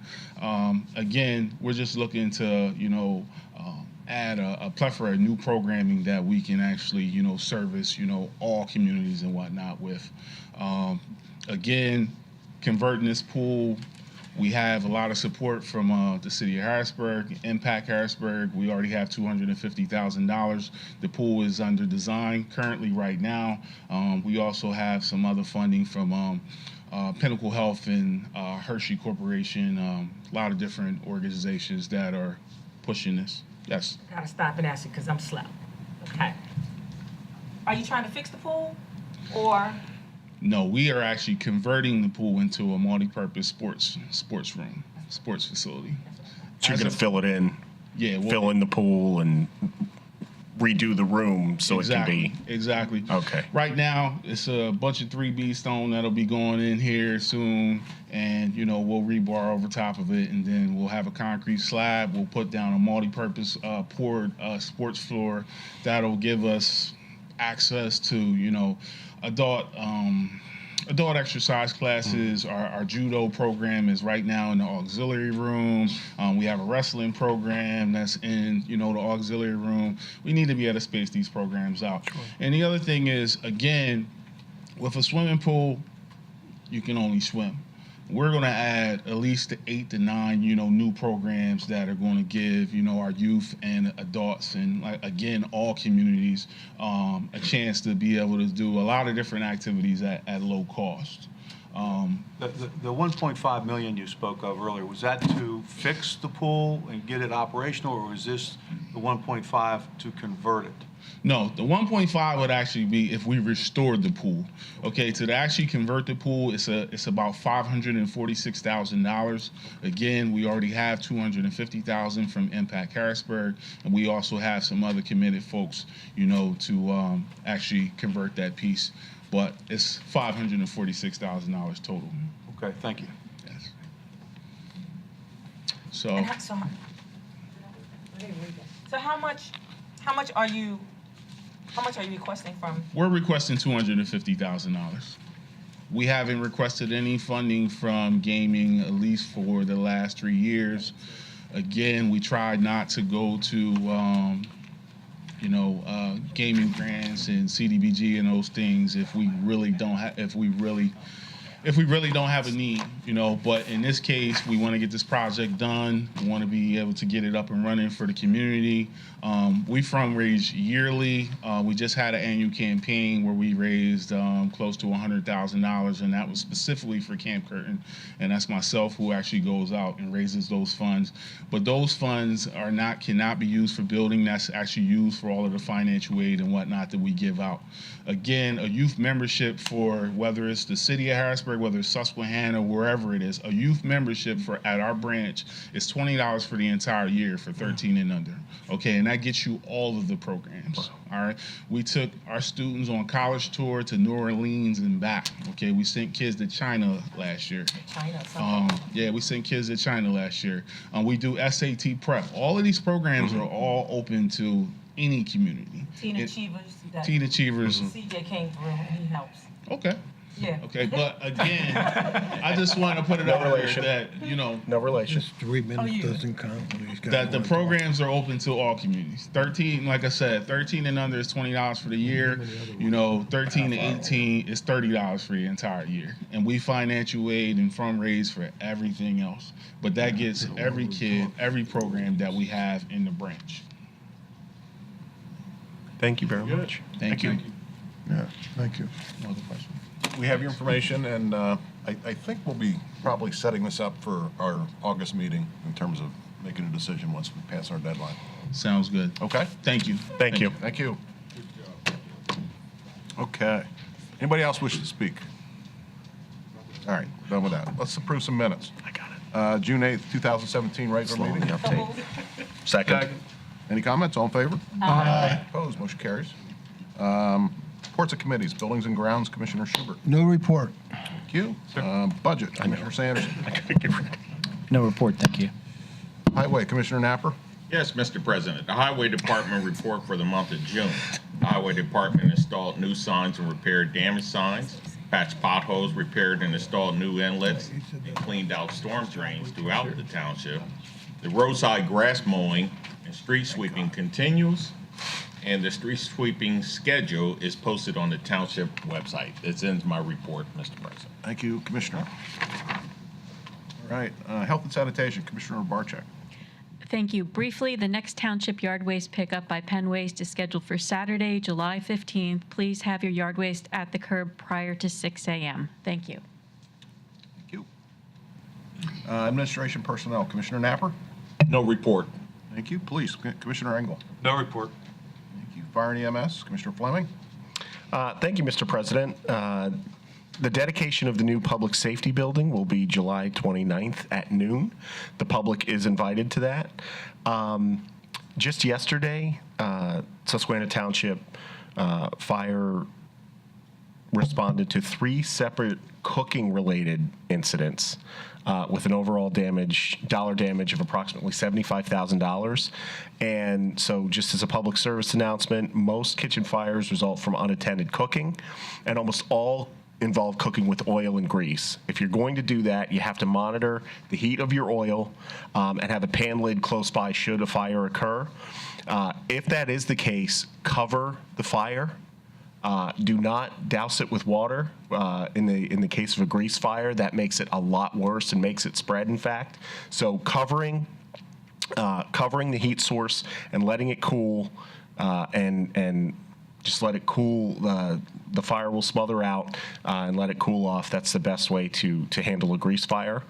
I just want to thank police, fire, and EMS for their quick response to the building collapse earlier this week. I believe it was yesterday. And we wish the gentleman, is there any update on his recovery, the gentleman who was injured? Okay, we wish him well. We wish him very well. And finally, August 10th at Fort Hunter Park, there will be a statewide hurricane response drill hosted by the Pennsylvania Fish Commission, Pennsylvania Emergency Management Agency, the National Guard, Aviation, and Rescue Fire Company. The exercise will have rescue fire personnel responding in CH-47 Chinooks and offloading gear and conducting water rescues and along with other stakeholders. And again, that's on August 10th. So be aware of that if you see that kind of activity around Fort Hunter. That concludes my report, Mr. President. Thank you, Commissioner. Recreation, Commissioner Johnson. No report. Planning Zoning, Commissioner Schubert. No report. Thank you. Bids and agreements, Arbordale, Rain Garden, Rehabilitation, agreement. Yeah. Staccato. As the board is aware, the developer of Arbordale subdivision, which was, I believe, Classic Communities, declared bankruptcy and abandoned the project. As you'll recall, the township called the remaining proceeds of the letter of credit that it remained to secure the required public improvements in order to complete certain public improvements that remained uncompleted by the developer. Much of the remaining items that need to be completed relate to the condition of the stormwater management facilities on site, the stormwater BMPs on site. The proposed scope of work, again, from land studies out of Lidditz, Pennsylvania, would be funded through the use of the letter of credit proceeds. And then ultimately, once the scope of work is completed, the long-term ownership and maintenance responsibilities would transition to the HOA per the notes on the approved and recorded plan. So the request this evening is for acceptance of the scope of work, again, to be funded by the letter of credit proceeds in order to get these stormwater management facilities in a condition that would allow us to essentially transition those in a reasonable manner to the HOA. I know this is something that Commissioner Fleming has been intimately involved in. I don't know if you have any, Township Engineer Grubik has also been involved, but I don't know if you have any questions. I just want, no questions. I just want to commend you both on the work on this project. I think we've gotten some positive support from the HOA as well, the Homeowners Association. Great leadership down in that community. So, thank you. I think we have a timeline for work to be completed. So again, I just want to thank you for your work on this, and I'll make this motion. Second. Move to second. Any comment? All in favor? Aye. Opposed? Motion carries. Change order number 3, Montrose Street base pavement reconstruction. Mr. President, members of the board, there is a change order number 3 for the Montrose Street base pavement reconstruction before you this evening. Basically, what this is a proposed change order that was necessitated by the utility relocations from both Suez Water and UGI. And basically, what it is something that was out of the original scope and was requested and actually done by both of those utilities, and we are currently negotiating with them regarding, and they have been good to work with related to the fact that they are anticipating reimbursing the township for the work that is necessary in order to rehabilitate the streets in conjunction with their utility relocation. So I would recommend that the change order be accepted in the amount of $35,000. Mr. President, I will make a motion to approve change order number 3 for the Montrose Street base pavement reconstruction. Second. Moved and seconded. Any comment? All in favor? Aye. Opposed? Motion carries. Thank you. And traffic signal control. Yeah, I'm going to ask Rob Martin to come up, but just to provide some context for purposes of the audience, the board had authorized release of the traffic signal maintenance RFP at your April workshop. The RFP was released at the end of 2017. Notice of the RFP was published in the Patriot News. We received responses from 4 providers, Telco, ATS, PA Perks, and CM High. Our current provider is Telco. Just for the board's information, the contract is not subject to bidding requirements, so you're not subject to acceptance of the lowest cost proposal. And Rob's going to speak a little bit about the experience of the police department, who has primary interaction with the signal contractor. And then perhaps Bob would be in a position to also talk to you a little bit about his experience in working with these contractors. Thank you, Ms. Gratcha. And I want to thank Mr. Kratzer for his work on this RFP. I think it was a long time in coming, perhaps long overdue, and thank HRG and Mr. Grubig for their work on this. You know, some weeks ago I sent out to the board the most recent traffic counts from PennDOT on our state highways in the township, and they were tens of thousands of vehicles. So, you know, I honestly believe that some of our signalized intersections are the busiest in Dauphin County by far. Progress in Walnut, Progress in Union Deposit, North Progress and our North Front Street and Lingelstown Road, North Progress in Lingelstown. We have some very busy intersections, and when those signals have issues or problems, proximity and timeliness is very important. Important for the police department from a staffing perspective, important for the citizens of this township and the motorists that traverse us to get those signals back in order and moving properly. So having said that, you know, querying my staff, recommendation after recommendation of emails from my sergeants recommending that we move away from Telco because they're just so far away. They're 90 minutes to 2-hour drive. We're getting charged on that drive, and proximity is important, and timeliness is important. So, you know, my recommendation to Mr. Kratzer was that we move away from Telco and go with ATS, Atlantic Transportation Systems. So just from the operational perspective, 24 hours a day, when those big storms hit and all of a sudden we've got 4 or 5 signals out, that's a problem. And, you know, what's going to help us the most is timeliness. And that's my recommendation, to move away from Telco and transition to ATS. And with that, President, I'll turn it I move over. to accept the chief's recommendation. Second. Moved and fifth. Any comment? All in favor? Aye. Opposed? Motion carries. Thank you, Chief. Thank you. Okay, moving on to ordinances and resolutions. Ordinance 1709, this is for the placement of stop sign at the end of Circle School driveway at Wilhelm Road. Ward 5. Any discussion of this? As we brought out last meeting, that really is on the property of the school. It's not a township road that's being stopped. Correct? Yeah, you are correct. Yes. The reason for this action is so that a violation of the traffic of the stop sign can be enforced by the police. Gotcha. But it's at the end of the driveway of the school. The school should be paying for the placement of the sign. Right. Okay.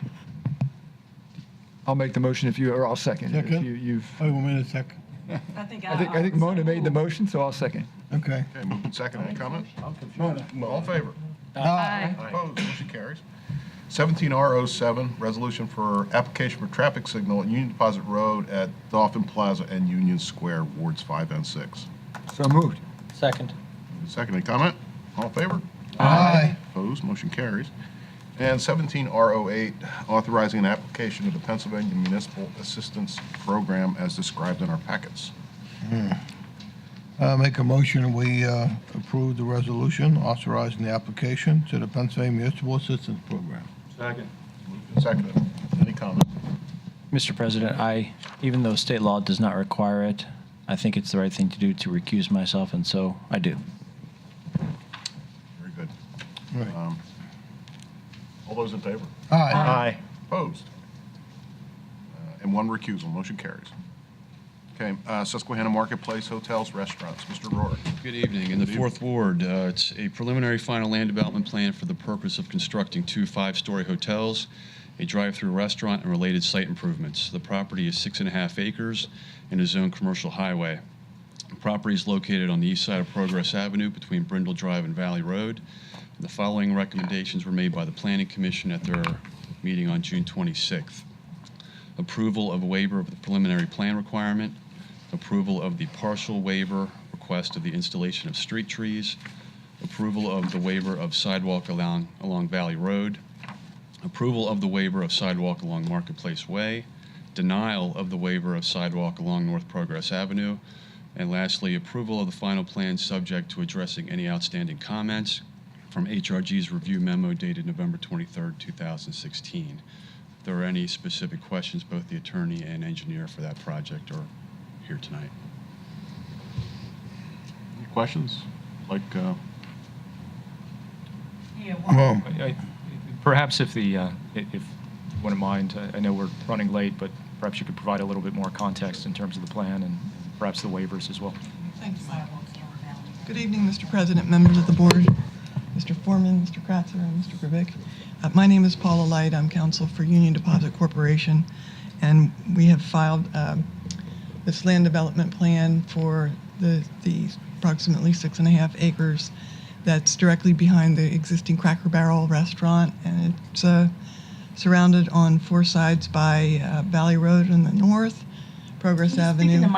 I'm sorry, Yeah, I'm having Progress trouble hearing. Avenue on the west, Brindle Drive on the south, and Marketplace Way on the east.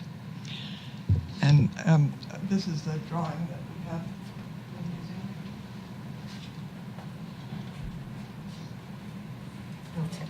Can you see it from there? sure.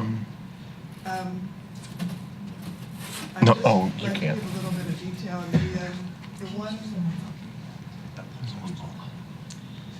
The one partial waiver request that was granted by the Planning Commission involved street trees, and the street trees that we're talking about are street trees along Valley Road and Progress Avenue, where the slopes are very, very steep. So it would be difficult to get trees to grow in that location. And the second comment that I would like to make with respect to the sidewalk waiver request for Progress Avenue is we've been working with representatives of the township for many months now on a resolution to the waiver request for sidewalks on Progress Avenue, because in our view, there are steep slopes, there are impediments to installation of a sidewalk. It's all in the highway right-of-way for PennDOT. And what we have discussed with members of the township was a compromise position with respect to this sidewalk. And it involves putting a pathway on the school district property if the school district would accept the pathway. And I wrote a letter today memorializing the specifics of this agreement with the township. And I'll just go down through the points that we're proposing. For this pathway, it's a 1,700-foot pathway along Elmerton Avenue. There's no sidewalk there now, so the kids have to walk in the grass or the snowbanks or whatnot. And we are proposing to install an asphalt pathway that would be 4 feet wide. The pathway would be located outside the PennDOT right-of-way on school district property, so it would be offset from the roadside, the curb, the cartway. And then Union Deposit would agree to design, construct, and pay for the construction for this pathway on school district property. If that offer is not accepted, what we are proposing in the alternative is just to contribute $50,000 to the township sidewalk fund to be used in a location where the township feels is most appropriate. The reason that the asphalt pathway was considered on the school district property is it's our understanding that that location has been a prime spot for the township's efforts to get grant money to put a sidewalk or a pathway in that location for the township. And the grant money did not come through, and so that's the origin of the idea. That's our response to the sidewalk issue. It's really, as far as we understand, the only outstanding issue relating to this plan. All of the other comments have been I think Mr. Grube That's could correct. speak to this. Item number 6 has been, with regard to our review from the November 23rd, 2016 comments, the Planning Commission, those items have been addressed as requested. Thank you. So that doesn't need to be considered, Bob? That's correct. So we're here for final plan approval for the plan, which, as we said, was recommended by your Planning Commission, and then acceptance of the union deposit offer with respect to the waiver request for sidewalk on Progress Avenue, the compromise position that I just outlined.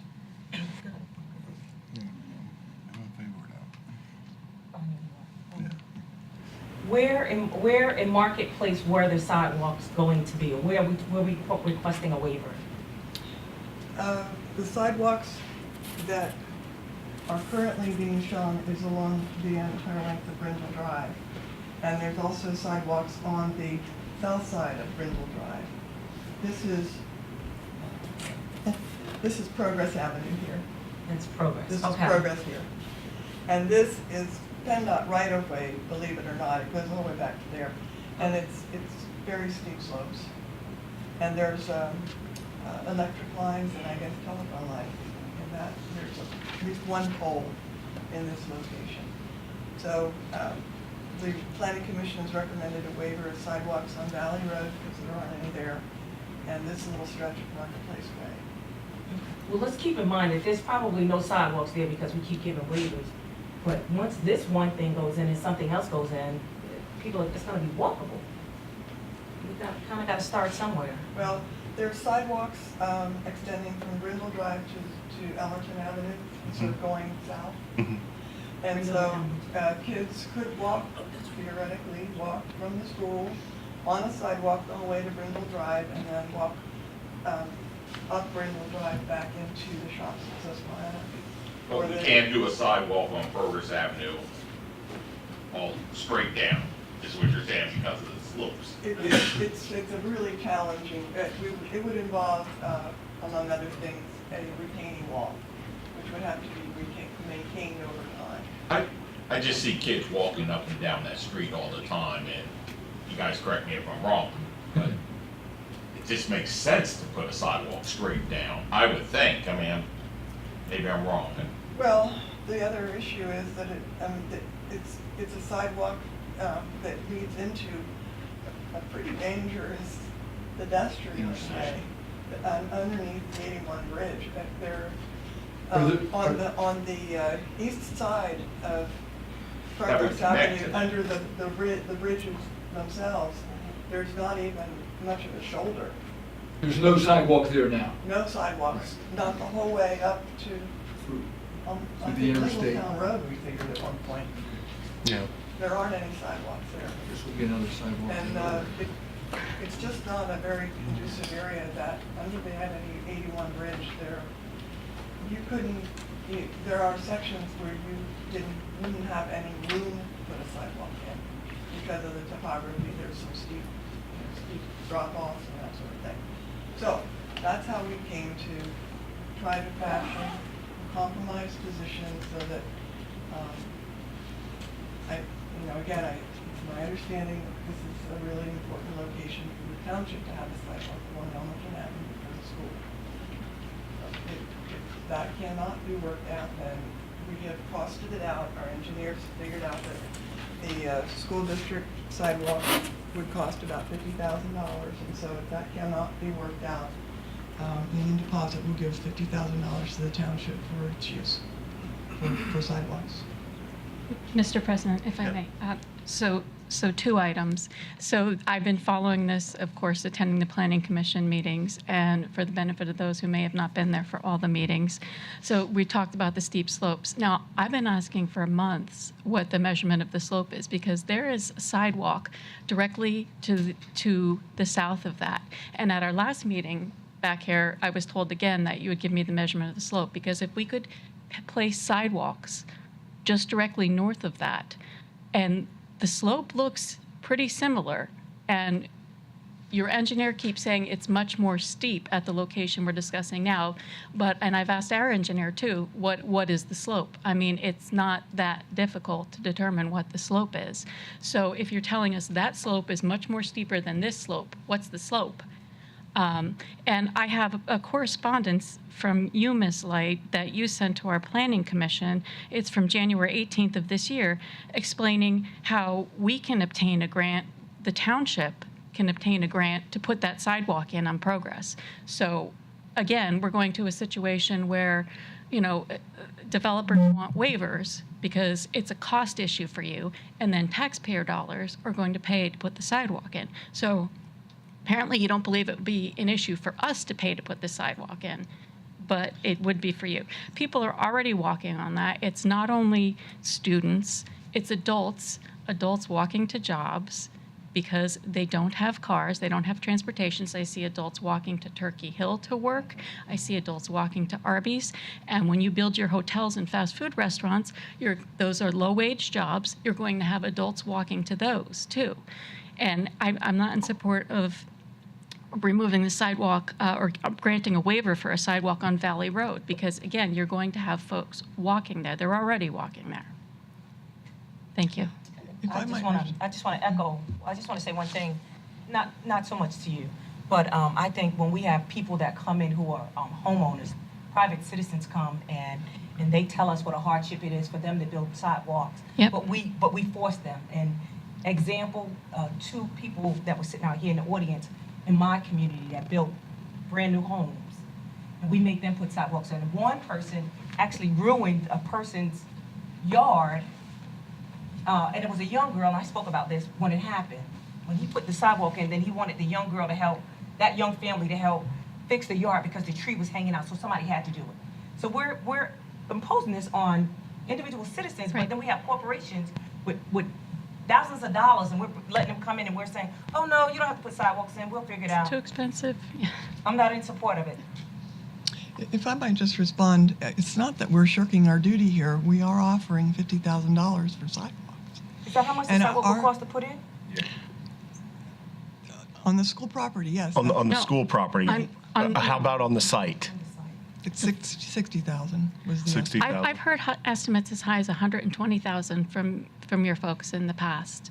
If you talk about all 3 sidewalks, sure. Progress, Valley Road, Sure. Marketplace That's Way. correct. Yeah. If you add it all, If you give the money, just put the sidewalk in. You're spending the money anyway. our concern is that it would be spending money where it's not going to go, it's for a sidewalk that doesn't go anywhere. People are already walking on there. And it's encouraging people to go into a pretty darn dangerous situation. They're for a already pedestrian. walking there. Well, They're already walking there. This is going to maybe promote it. So, you But have hardship. if I can you have interject. hardship provisions in your sidewalk ordinance. There are circumstances where waivers can be granted. It's not that we made this up. Waivers can be granted under certain circumstances like steep slopes, inadequate space to put the sidewalks in, and extraordinary costs, and that's what we're talking about here. If I may. What I notice, and I live in that area, and I travel it quite a few times every week, and I can being perfectly honest here, I see a lot of students coming to school and going home from school, walking on Elmerton Avenue. Very dangerous. I don't see people walking on Progress Avenue in the area you guys are talking about. And I'm not saying that they're not walking. What I'm saying is it must be so infrequent that I don't notice it. Now, where do you put the safety at? Safety of the students?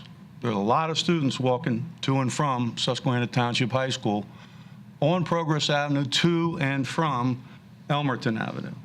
And then on Elmerton Avenue to the school, they're walking in the street. At least on Progress Avenue, you have about a 6-foot or so area where they can walk or people can bicycle or whatever. On Elmerton Avenue, it's very limited. And I think it's a very dangerous situation for our students. And I understand both sides of this argument. Don't get me wrong. I'm just trying to put which is best at this point. And what I can tell you from my career in law enforcement is in investigating so many accidents and looking at how can we prevent accidents in the future. Folks, we've been lucky, I believe, that there hasn't been an injury, serious injury or fatal on Elmerton Avenue where those kids are walking. Today, more than any time in our history, there are so many people out there not paying attention while they're driving. Why? Because of their electronic devices. If you pay attention as you ride around, and I have, particularly in the last 2 years, I see it more now than ever before, you see a car swerving ever so slightly off to the right or off to the left. 9 out of 10 of those people sitting there doing it, oh no, I better straighten up. So if that happens along Elmerton Avenue, where there's very limited space for students to walk, there's a higher than average likelihood that a bad thing's going to happen. Let me finish. Go ahead. If you're looking at Progress Avenue, and I didn't measure the berm area, but it's got to be around 6 foot. You know, and I'm not saying that's any safer or non-safer. I'm just trying to weigh this thing out to where it makes a little bit of sense. To me, if it's my money, at this time, I'd be looking at taking care of the kids. And to that end, I think it's a win-win situation for the township. It's a win situation for the school district. But most importantly, I think it's a win situation for the students that have to walk to and from the high school. And let me say, Mr. President, I live in Edgemont, and the quickest way to get to my home by vehicle is through Elmerton Avenue. But I know that the students that walk to school when they have to, and my daughters included, don't walk on Elmerton. They walk around and come up Progress Avenue. And I'm not taking away from anything that you've just said, but I want to say this. Where people are building at, we need to have them putting sidewalks there. We need to stop giving waivers. There are circumstances when we should give waivers. So we wouldn't have to have this discussion. Who thinks which way is safer? Who thinks which way is not safer? Because I have the same argument you have. I see people walking up and down Elmerton Avenue, but I see just as many people walking up and down Progress Avenue. As a matter of fact, where your place is at, the bus stops right there on the highway. And it's on that corner, your place. And the reason being, what is it? I think it's AT&T that's up that hill. And people catch the bus, and the bus lets them out right out on the highway on Progress Avenue. So we can sit here, and everyone has a story. We can all sit here and say, well, you know, I see this many people, I see that many people. The bottom line is we should just have them put the sidewalks exactly where they want to put their building at. Where they're required, and that's what I think. And like I said before, I recall sitting here in this meeting when I was talking about having somebody waiver something a long time ago, and I remember being told, you know what, if we just connect, if each person gets here and does their job of putting in the sidewalks, eventually we'll connect this township. Okay, and that's my word on it. But my recommendation, my vote would be no. I wouldn't be in support of the waivers for the plan, but not the waivers. Has the school district indicated that they would accept? I mean, we're talking about a lot of what ifs here. Has the school district indicated that they would accept this pavement walkway that goes around the detention basin? I mean, there's no guarantee. I don't know if anybody's seen the design of this proposed walkway. It doesn't go to the school. It goes through the park, around the softball field, around the detention basin to the parking lot. And then all along Elmerton Avenue. Doesn't go through the detention basin, no. We have that Goes plan around it. And so those who are walking from Progress Avenue to the school may go around the detention office and through the parking lot into the school.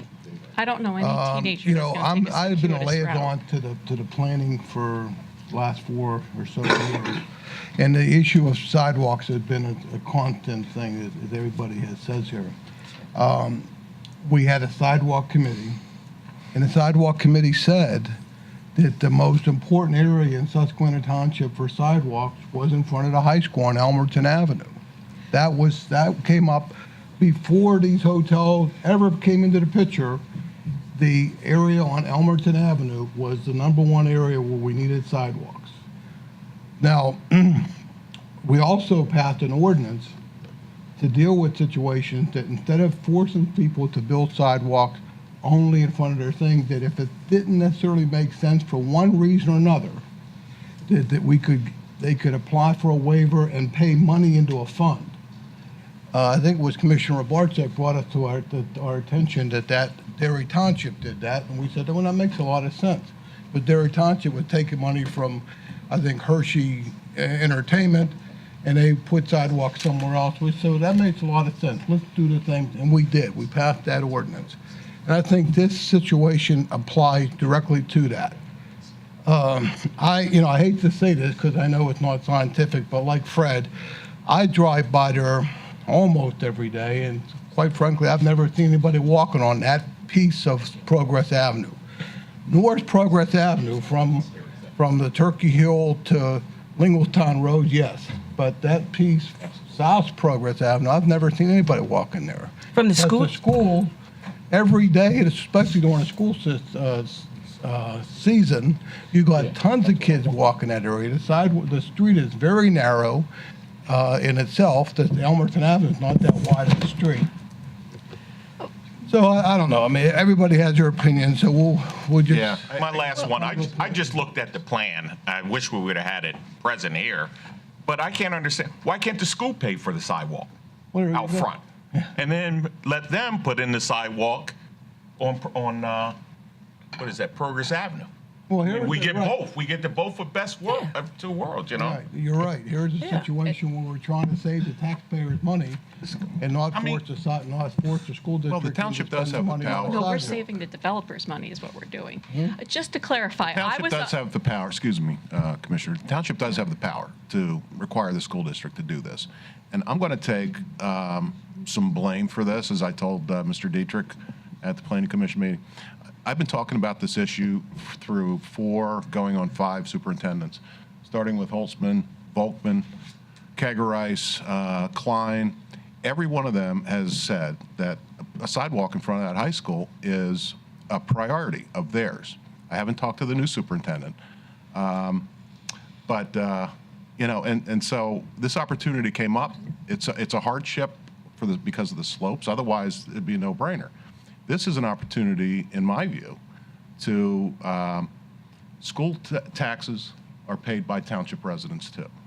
And so if the township were to require, for health and safety reasons, for a sidewalk to go in, we'd all be paying for it through our school taxes instead of it being assessed on a development project. So blame me for this idea because I'm the one, when we were presented with the Hobson's choice of a sidewalk here, a sidewalk nowhere, and money in a fund, which is a great idea. I said, why don't we try this?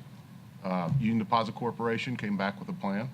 May not be to some people's aesthetic pleasure. Can be adjusted, I'm sure. But it's an offer. It's on the table. And, I think it's time that we dispose of it and move this plan forward whichever way. I'm sorry. Okay. You want to say anything? I just wanted to clarify. I was on the sidewalk committee, and we didn't pick a focal point. And Mr. Grubik, you can speak to this, we developed walk sheds, high priority areas. We didn't say, well, this particular street. We developed walk sheds, and the Progress Ave area did fall into the walk shed. Elmerton Avenue did not? It did, but it's a walk shed. It's not like we said, this is the area. It I mean, was. you couldn't get any closer to where all these kids are converging, but. What's Mr. Schubert, do you want to make some motions?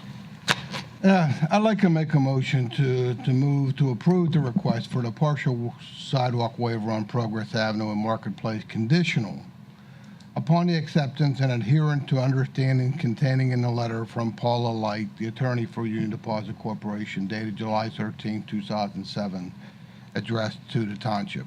And this was the letter so the motion basically is the partial waiver with the conditions that she outlined in her letter that they would adhere to, which means. Moved and seconded. Any comment? All in favor? Aye. Opposed? No. So 5-4. She needs a count. You need a roll call? Can we do a roll call, Mr. President? Okay. Want to do the roll call, Mr. Kratzer? Oh.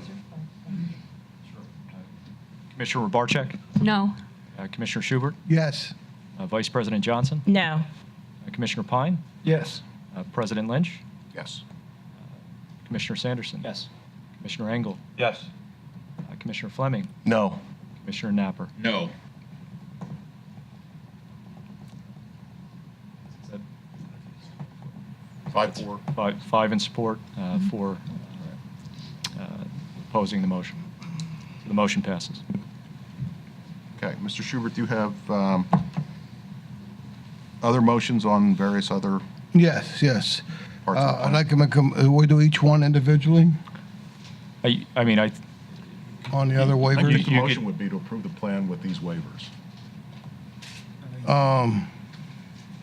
Instead of going down 1, 2, 3, 4, can we do all? You could do, I think you could safely do all the waivers together, and then the plan based upon the waivers you granted. Okay.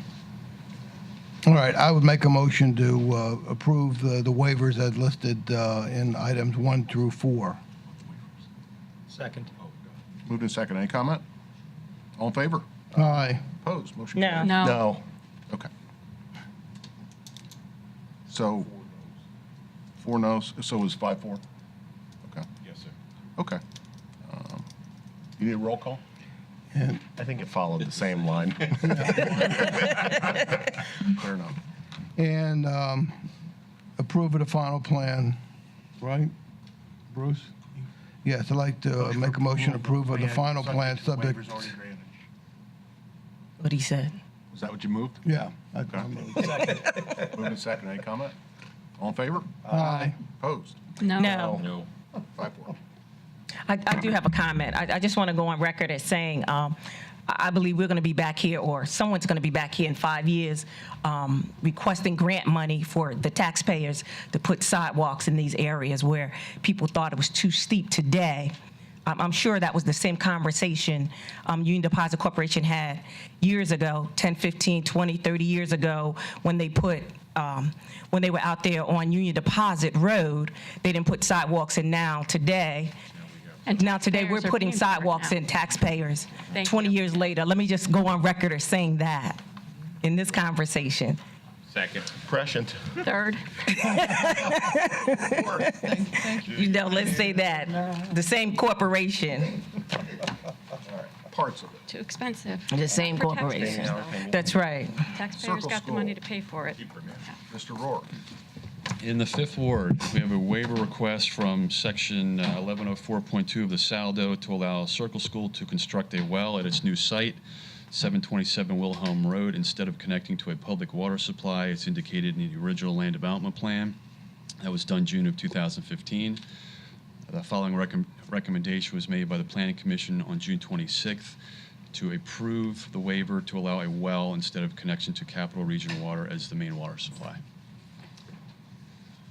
I'd like to make a motion for that waiver request, and I'd like to just sort of explain, if I might, Please that do.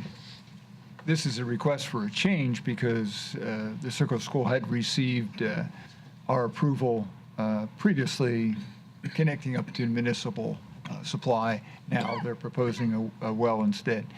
Just as a little bit of background, people may have read, Circle School allowed $20,000 in their budget for hooking up to the water supply, but then was hit with a $66,000 extension of a main, and so therefore it's become, for them, cost prohibitive. And I would appreciate support for this waiver request. I'll second that motion, Commissioner. I was at the planning meeting when that was explained in detail, and it was an exorbitant thing at the last minute by Suez Water. And this is a very small Actually, school. it was Capital Region. Capital Region. Capital, both, yeah. And this is a small school. I think there's only about 40 students. They probably use less water than a big family would use. I believe that. So I'm happy to second that motion. Okay, move to second. Any other comments? I have a couple of questions, Mr. President. Is anyone from the Circle School here? Okay. I just have a couple of questions. What's the approximate cost to put in a well? The cost to put in a well is about, do you want me to come up there? Absolutely, please do.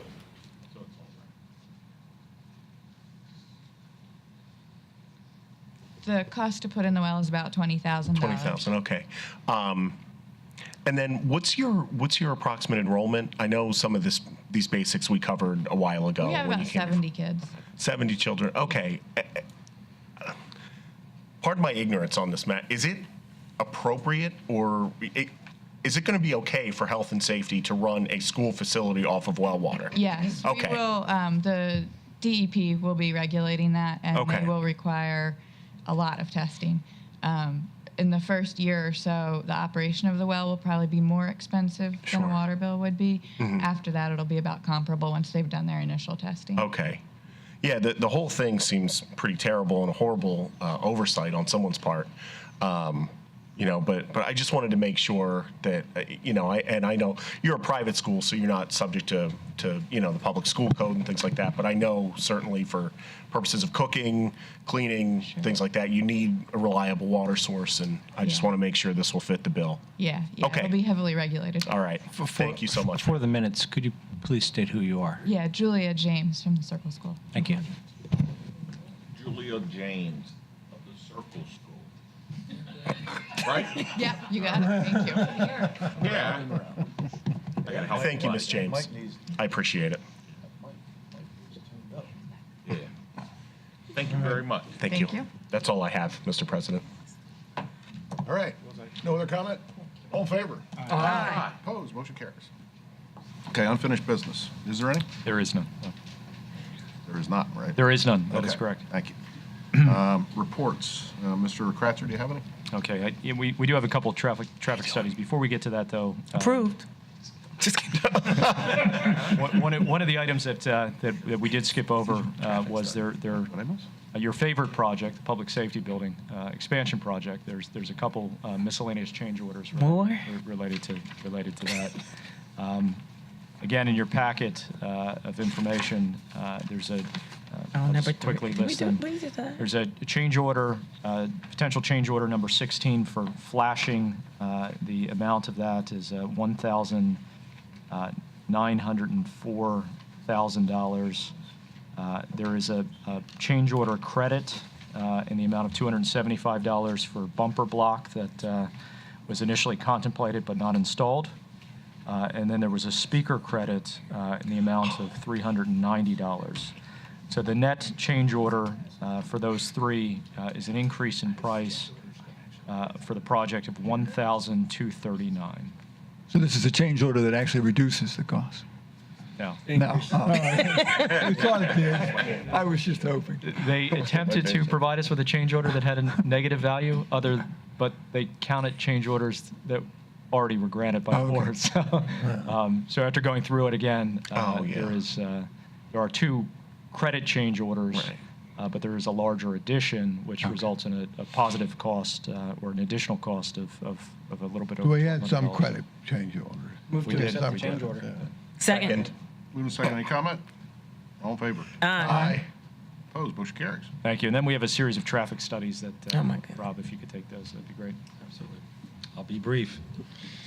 First of all, Diamond Street, I'm going to recommend that we table that study. So moved. So moved. Second. All in favor? Aye. Opposed? Motion carries.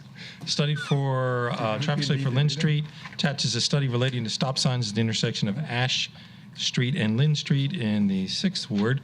Study recommends no additional signs. I concur with that recommendation. So we don't need to do. We don't need to do. Do we need to do anything? No. There's nothing to do. Yeah. Okay. We're getting happy. Well, we approve anyway. And I believe the last one is her and Canby. In the 3rd Ward, the intersection, it's a kind of a three-way intersection. The V. Her Street, Canby Street, and Clover Street. And if you ever try to get out there on the Her Street at certain times, it's very, very difficult. This recommendation, I think, actually was precipitated by an accident. So if you're in that intersection wanting to either turn left or right onto Her Street, there's a triangular business there it used to be an auto sales, used to be a automotive repair. What we're recommending is at that intersection on Her Street, from the corner of Canby and Her, going east along Her Street, 165 feet, prohibiting parking for sight distance, so that there's no cars blocking to see westbound traffic. So this is all about sight distance. I absolutely do concur with this recommendation. So moved. Second. Second, any comment? All in favor? Aye. Opposed? Motion carries. That's all I have. Thank you. Thank you, Chief. Anything else, Mr. Kratzer? Nothing further, no. Okay, Mr. Foreman? I just wanted to mention that the report that you just approved has to be advertised and an ordinance drafted, and so it'll be on your agenda again next month. Okay. Are you requesting any action tonight? Just to allow the advertisement. Okay, is there a motion to allow So moved. advertisement? Second. Moved and second. Any comment? All in favor? No. Aye. Motion approved. That it, Mr. Foreman? Under new business, you have the conflict that we had indicated to the board. I represent both the Dauphin County Redevelopment Authority, which is in negotiations with the Commonwealth of Pennsylvania Department of General Services to either purchase or market the former state hospital property, which of course is in Susquehanna Township. And as part of that, the board may be asked to consider zoning for the property. So I've been writing, advise the board of those two interests that we represent, and ask the board to allow us to move forward with those two interests. So moved. Second. Moved and second. Any comment? All in favor? Aye. Motion carries. Thank you, Mr. President. Okay. School Board, Mr. Fleming? I am going to punt this one to President Dietrich. If there's anything, since you're joining us tonight for a long meeting. I can't think of anything at this point. Okay. We'll have our school board meeting Monday night. I know that of course, we have Dr. Willis stepping up to be our superintendent. We also will have on the agenda assistant superintendent to come on board as well. Okay, great. So that name will be on Monday night's agenda. Great, wonderful. So I'll submit that as my report from President Dietrich. Great report, Justin. Thank you. Good job, Justin. And that concludes my report, Mr. Nice and President. to the point. Thank you. Yes, finally. You did. You got that in the mic. I'll write it up. Oh, you're right. Yeah, You're right. for the minutes. Authority, Commissioner Sanderson. Yes, good news. The authority is on track to refinance more than $400,000 in savings through a bank loan. I expect the authority will take that action in August or September, most likely August. So that's actual hard dollars savings, $425,000, I think. Yeah, somewhere around there. So, in terms of the net present value of the savings, yep. And that's a good deal. So that's all. Yeah, that will be on the board's agenda. The guarantee ordinance will be on the board's agenda for August the 10th. Bob Moore, who's the bond counsel for the authority, will be providing that to both Bruce and myself for review and ultimately action by the board. All right, Indian Wheels, Commissioner Barczak. Yes, Indian Wheels is seeking volunteer drivers. For those who may not be familiar with the service, Indian Wheels offers free transportation for township residents over 60 to places such as doctor's office and grocery stores. For more information on becoming a volunteer with Indian Wheels, please call 717-909-9254. And I have shade tree report as well. Applications for free shade trees are available on the township website. Deadline for application is August 1st. You can find that again on the township website, or you can stop by the township building to pick up an application. Thank you. Thank you. Human Relations, I guess nothing at this point. No report, thank you. All right, moving on to new business. Dealt with the waiver request. Local share municipal grant sponsorships, we also dealt with them. Any commissioner comments? Mr. President, none. I just got to chill. For the record. I heard the groan, by the way. It was audible and it was palpable. Just want to point that out. He can't help himself. All right, should we pay some bills? Mr. President, I move to accept the report of bills paid in the amount of $913,097.46. Second. Second, any comment? All in favor? Aye. Opposed? Motion to adjourn? Second. We are out of here. Aye.